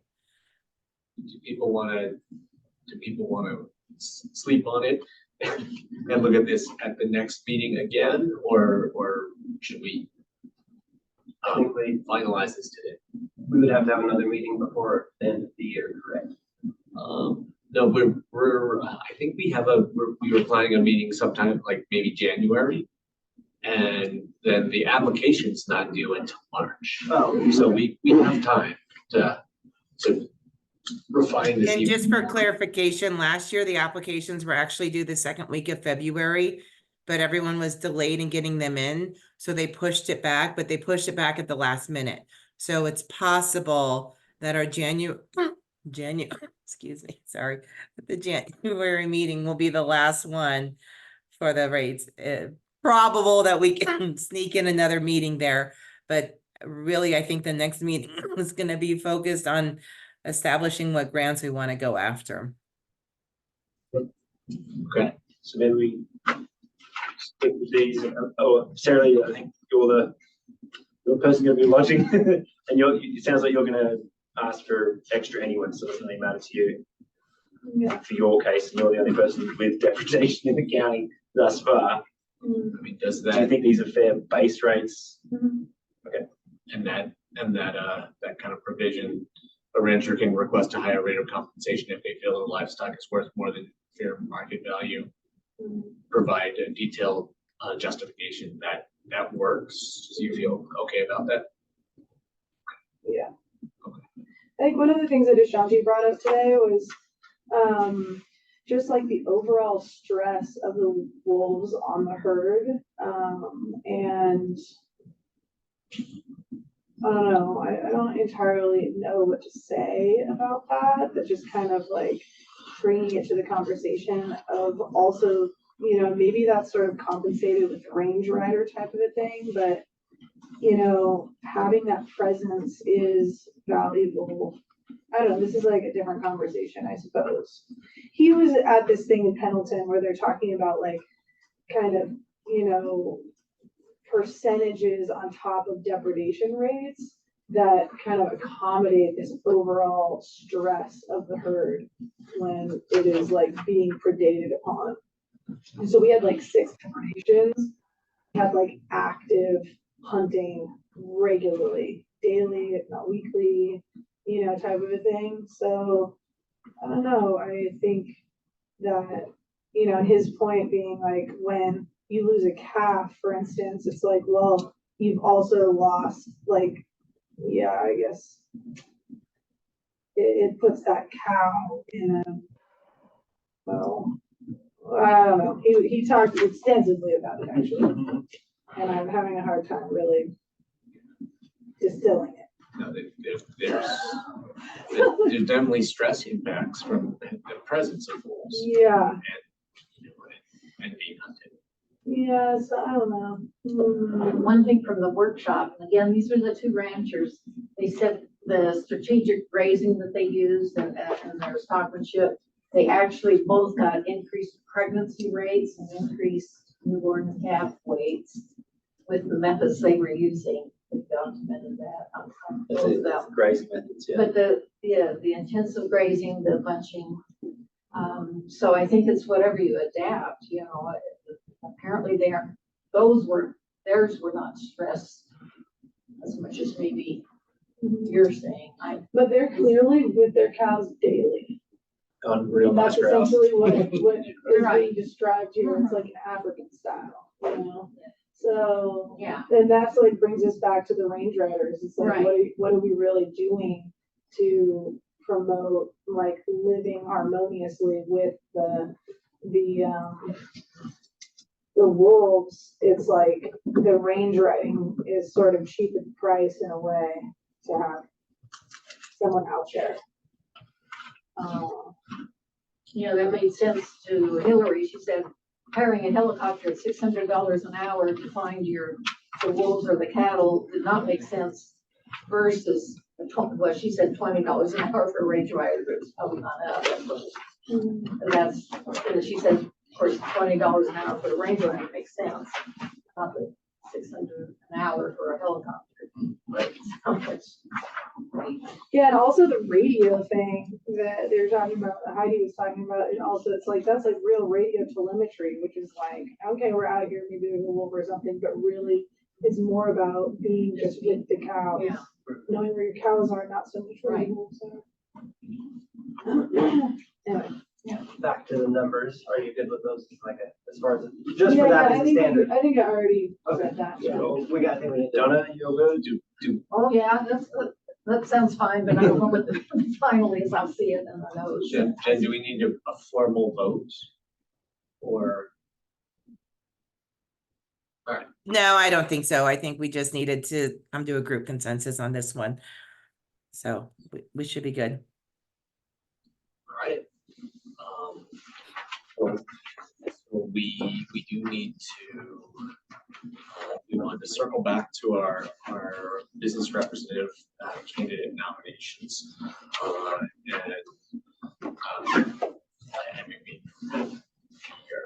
We are supposed to leave time for public comment as well. I guess we did hear from Sam, for a couple of minutes. I don't want to put anybody on the spot, but if either of our other candidates are interested in saying anything, would love to hear from you. Well, I already introduced myself, so I know a little bit about me, but I guess one thing I might add is that on the criteria, we're looking for business, if we mentioned ecotourism, and that is how I would describe what we do. And we are in a known wolf area in Camp Sherman. So that's something that has piqued my interest. I'm also with Donna on that Wolf Welcome Committee. That is, I attend their meetings, and we had a rewilding conference at Lake Creek Lodge in May, and invited presenters from all over and a lot of different organizations and agencies there discussing rewilding and the conflict between wolves and people as much as anything. Because that's, listening to Aaron Bott talk, that's how he describes the issue. It's not so much wolves and livestock, the real conflicts with people. And so, solving that in some way is, I think, the difficult task here. Whether it be compensating the people for the loss of their livestock, and then how you mitigate those conflicts. But I would say, Sam obviously has a lot of experience with wolves, it sounds like. You've got a large animal vet also that could be on the committee. Those are two very good choices, and so I would certainly defer if I don't mind. I'm happy to be on the committee, and it's an interest I have, but I'd still be interested and involved if I wasn't on the committee. So I think having a large animal vet is a very good idea, particularly if you have to go out and do some investigation and actually. I will say just briefly, some of my concerns have to do with, because of my experience down in my property in Klamath Marsh, there's very good ranchers, and there are also some very bad ranchers. And I happen to have a neighbor who's a very bad rancher. And he allows, because it's open range down there, his cattle run free. They go on to wildlife refuge, which they're not supposed to. And he'll when he rounds his cattle up and then takes them back, he often leaves a dozen or so cattle that he just doesn't catch or doesn't want to take the time to try to, catch, or he'll try to get the county to help him or somebody, he's just always, and he has drinking problems, so that exacerbates his, but he's that sort of the Clive and Bundy type. And so, and he is one who they had to actually take a backhoe down to his ranch and bury a bunch of, carcasses for him because he just refused to do it. So I guess it's not always going to be an easy job to do what you guys are doing, because if a rancher isn't responsible, are they deserving? And, and also if I also have some questions that I would, I think probably has been addressed, I don't know, but are there differences if you're grazing cattle on public land where there's depredations on grazing allotments, or is it different on private land? So Sam brought that up a little bit. Or if the cattle are illegally grazing on a wildlife refuge, is there a difference? See, so those are questions that I don't know if are addressed by a committee such as this or not, but I think they're pertinent to the issues on compensation. I don't know about grazing in a place where you're not supposed to be, but my impression is that public land, private land, it's the same. Yeah, I mean, you have a legal, a legal permit or allotment, then your animal is still lost.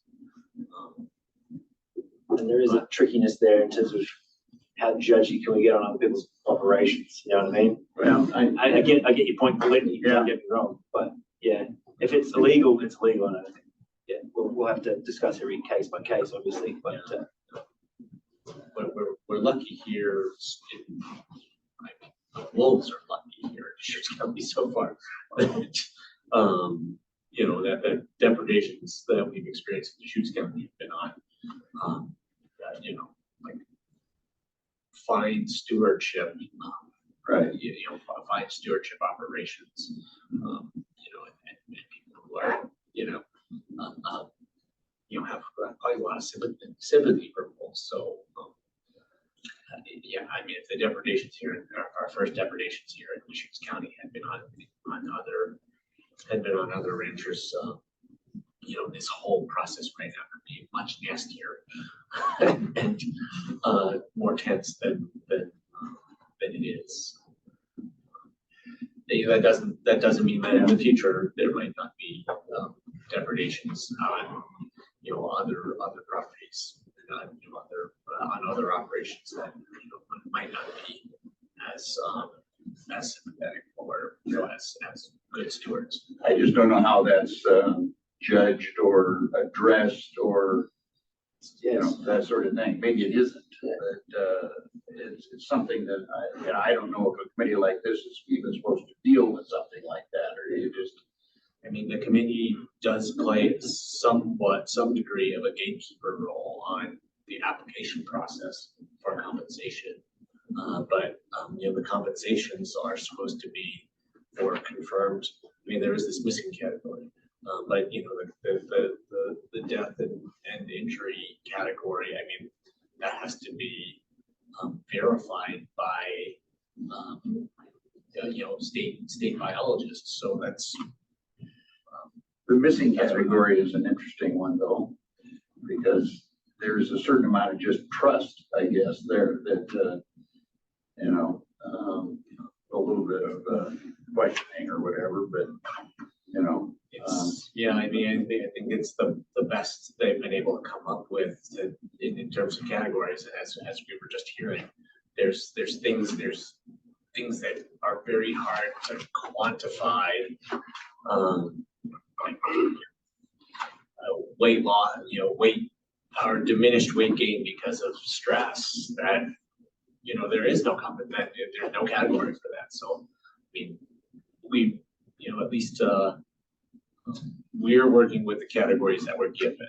Yeah. But We can also put like structure around how we choose to, like, in essence, pay out or not pay out in terms of these are our standards. At least the missing, I would assume that we put in some kind of we need to present X, Y, Z, do the kind of paperwork that Heidi was talking about in terms of, okay, how do you prove that the cow is missing? Is it just a loss for now? Is it going to turn up later on? I think that we'll probably have to have some kind of standardization of like, okay, you tick the boxes for us to pay out for this if you kind of situation. yeah, we would want to come up with some set of criteria. Yeah. For evaluate that. Okay, we are over time. Dr. Buffett, do you wanna say anything? Well, the only thing I really bring up is I've owned a business in this county for a long time. But I probably wouldn't be approaching this from the business standpoint. I'm looking at more at the animal considerations, both sides. And I could see a whole bunch of other things that it's like, you have to get into that. You talked about stress on the herd.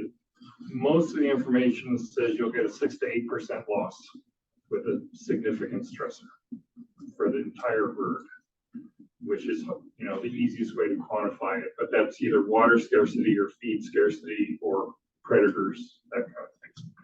That's the numbers that I remember. The other one I thought of is you were talking about ecotourism, and Gordon was looking at that. Will there be conflicts with dogs? And I mean pet dogs. And in particular, I'm thinking of these, there's a number of companies now in Bend that go run dogs in the woods every day, particularly in the summer in the evenings. And they're taking 8 or 10 dogs and letting them loose. That is supposed to be outside the scope of this committee. I mean, Okay. we're dealing And that with, keeps them off the livestock. we're dealing with, we're dealing with livestock and working dogs. But I mean, Well, I just remember there's, the last county problems with dogs chasing livestock became a big deal in this county. And there was major discussions. What the regulations are and what you can do. so I mean, there's the scope of the scope that the state gives us. That doesn't mean we can't potentially do additional things, if that's the need of our community, but at the same time. That's not part of the application of the grant. or No. whatever. No, there's no compensation for pets. No. Alpaca. So again, you know, like Gordon, I don't necessarily have to be here. It's kind of up to, it's an interesting thoughts and had some experience. It's kind of come from there. Do we both have like time and inclination to show up for the meetings, and is that something you actually want to do, or? I mean, they wouldn't. Yeah, as long as it doesn't get real regular. I mean, we're looking at like a half a dozen times a year, probably, based on kind of like where we're at now. Yeah. Well, This is our it's third probably meeting. less, well, this is meeting 3, right? 3. Yeah, we started in the middle of the year. But we won't have all of the startup, so it'll be just basically at that point only meeting when there is a problem, or if we have to meet twice a year. Yeah, I think we have a lot, there's been a lot more meetings because getting everything up and running, establishing the compensation rates, preventive measures. I think that once everything's up and running and we have our grants submitted, we'll be meeting 2 to 4 times a year for the committee to decide, and then on an as needed basis.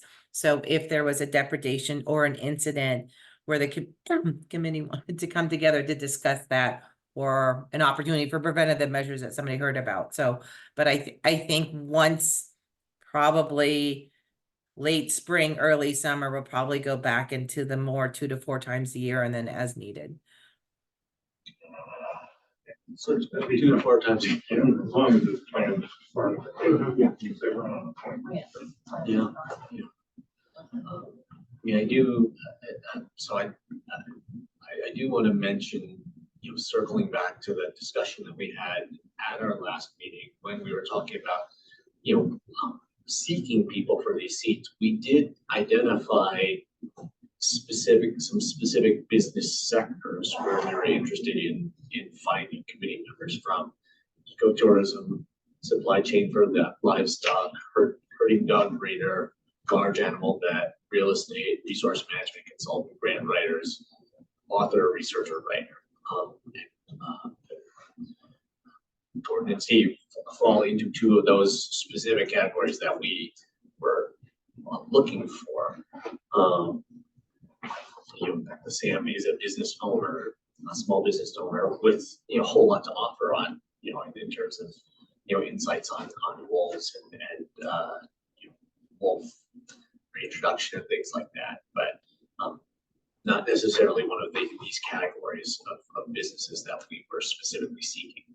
So that's just one other thing to consider. And thinking maybe we just do a vote by mail, by email, Joe. That's how I'm just in the interest of time right now. But is there more that anyone would want to know from Steve or Gordon, or that you'd like to know from us? Committee. Hey, how far along are you in? I think you're kind of in the middle of setting rates, but how long have you been meeting, and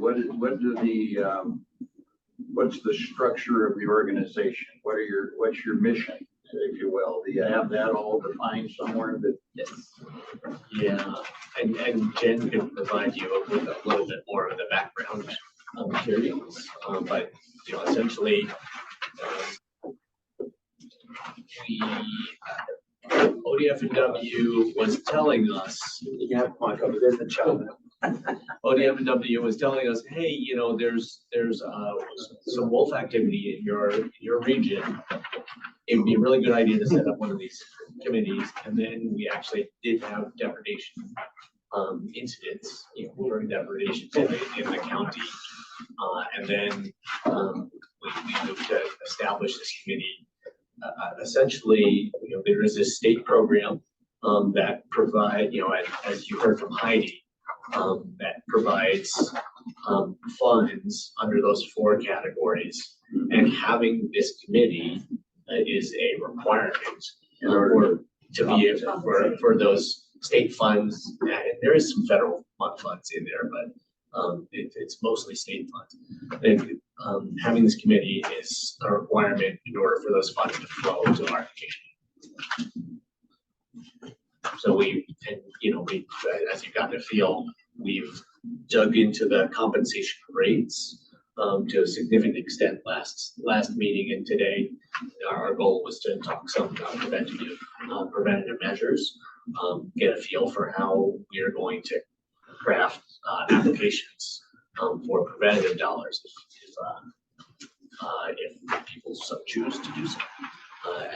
And January is going to be a pretty important meeting, I think, where some of these application ideas are going to all come together, hopefully. How's that? Somebody's going to go in January, necessarily. She's going in January? Oh, I don't remember. I'm going in March, that's fine.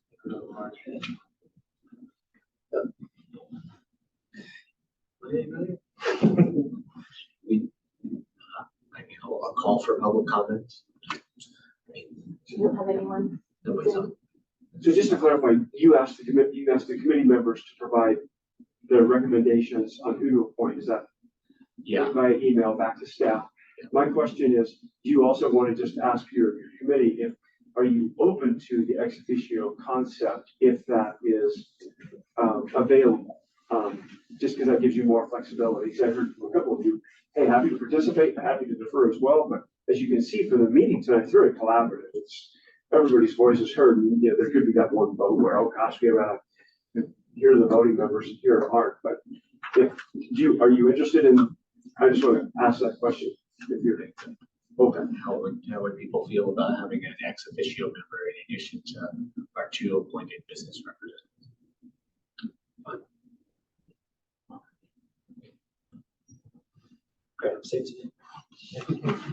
And just to follow up, Nick, could you weigh in too? Can they email me or any staff their preference, or does that really need to be taking place in a public meeting for nominating those business representatives? I'm just a little bit nervous that emailing is not, open for the public. But I will defer to Nick on that. Yeah, thanks, Jen. Good question. So I think it's okay for you to send an email. This is kind of what we will do with the planning commission or other commissions, where the commissioners will say, these are my preferences. At the staff level, we will then take those preferences. So those documents are public records. We will take those records, the public records, to the board. So you're right, the meeting the vote wouldn't be occurring in public right now, but the documents, the vote will become public when they know this is what everybody shared, because those are, as public officials, those are public documents, so people will know how everybody came down on voting. I recommend these two people for voting members, and this one for ex officio, or just whatever the piece is, it will all be in public. It will all be public. As long as we can have the third member, right? Right, that will also be public too. So if you say, sure, it's helpful if you kind of answer the first question, yes, I'm open to the ex officio, and then please help designate. I recommend these two be appointed for the voting members, and this person be. If you have answered the first question, then who would be ex officio, and then we'll reach out, and I think before we take it to the board, and we would let we would let all the applicants know before we make it public, just so that you're not surprised, you're not reading about it in a board packet or online or something of that nature. We give everybody that respect, and then if it's like, oh gosh, well, I really, now that I've thought about it, I really don't want this, because whatever the case may be, you still have that opportunity, but it's all. And when people send us their votes, it is okay for them to. I was actually wondering if we should ask people to kind of give some rationale, like if they want to contribute, like, I particularly support these candidates because of X, Y, and Z. I mean, it's okay to add a little bit of context. They can do that, and actually, now that we're talking about doing it this format, my recommendation is that Jen actually sends the committee members an email and asks these questions, so it's easier for you to just respond. And then there can also be that opportunity for comments if you wish. That would be helpful. And again, I know broken record is a public record, so yeah. Is that good, Jen? You can just say positive things. Yep, that works for me. Thank you, Nick.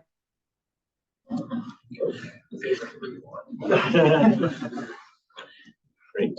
Well, with that, the one of my fellow commissioners today said, hey, can you share information about this? The Umatilla County Sheriff's Office is doing a depredation investigation training. So, teaching people about like what the process of investigating a depredation is about. If anyone's interested in that, it's in Pendleton on January 23rd. Here's a flyer.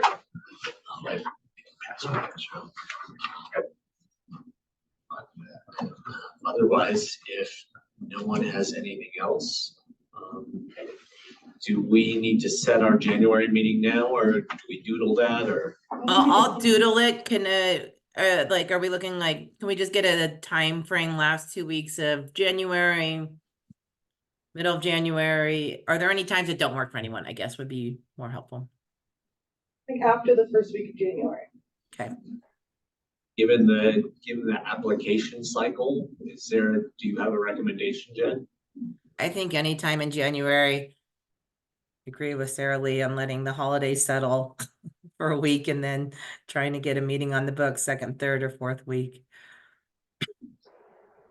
Any preferences? Where's needs?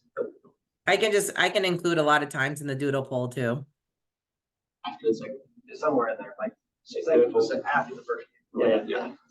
Besides first week being off the table, doodling for any time in there. Great. And then for the specific agenda item topics for the next meeting, Do we, what we want to put in our application.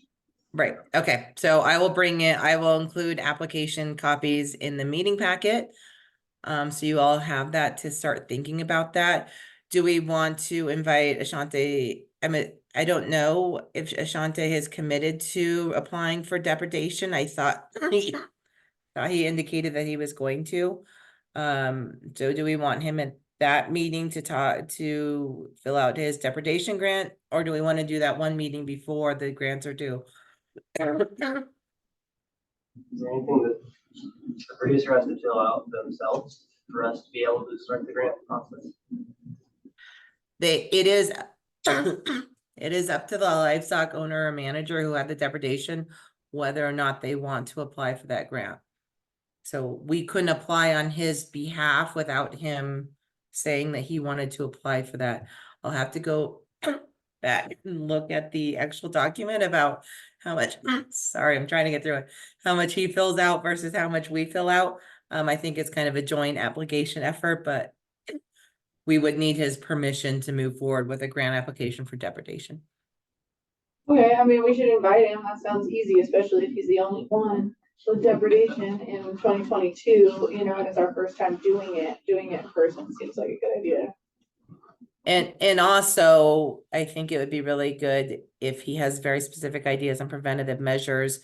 One of the things I thought I would follow back up on Heidi about is how they engaged the ranchers and livestock owners with the preventative measure grant. So I'll try to get a little bit more deep dive into that to see if there was an outreach or if they did a general application and then offered it out to ranchers. But it did seem to me that maybe it was like case by case on those preventatives. So I think from what we heard from Sunny is Ashante, because the ranch has the first and only depredation so far, would his preventative measure request would take top billing because of that. So I think we would want to hear that input as well. I mean, I get just one more thought on those preventative measures. Johnny, I know you're in that neighborhood as well, but if there are other people in that general vicinity who are also interested in preventative projects, then probably good to be in touch with them as well and invite them to give us their input. I'd almost be tempted to ask for money for the committee next year in spreading awareness in those areas that we actually exist. To do the outreach. Spread outreach money. There is another, I think it's Grant County that I talked to extensively, who spends most of their preventative measures on education outreach. So there's some precedent for that too.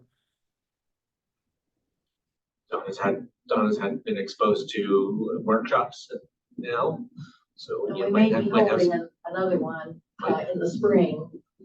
And we might be possibly having Ellie Gage or involved with that. We've been in contact with her,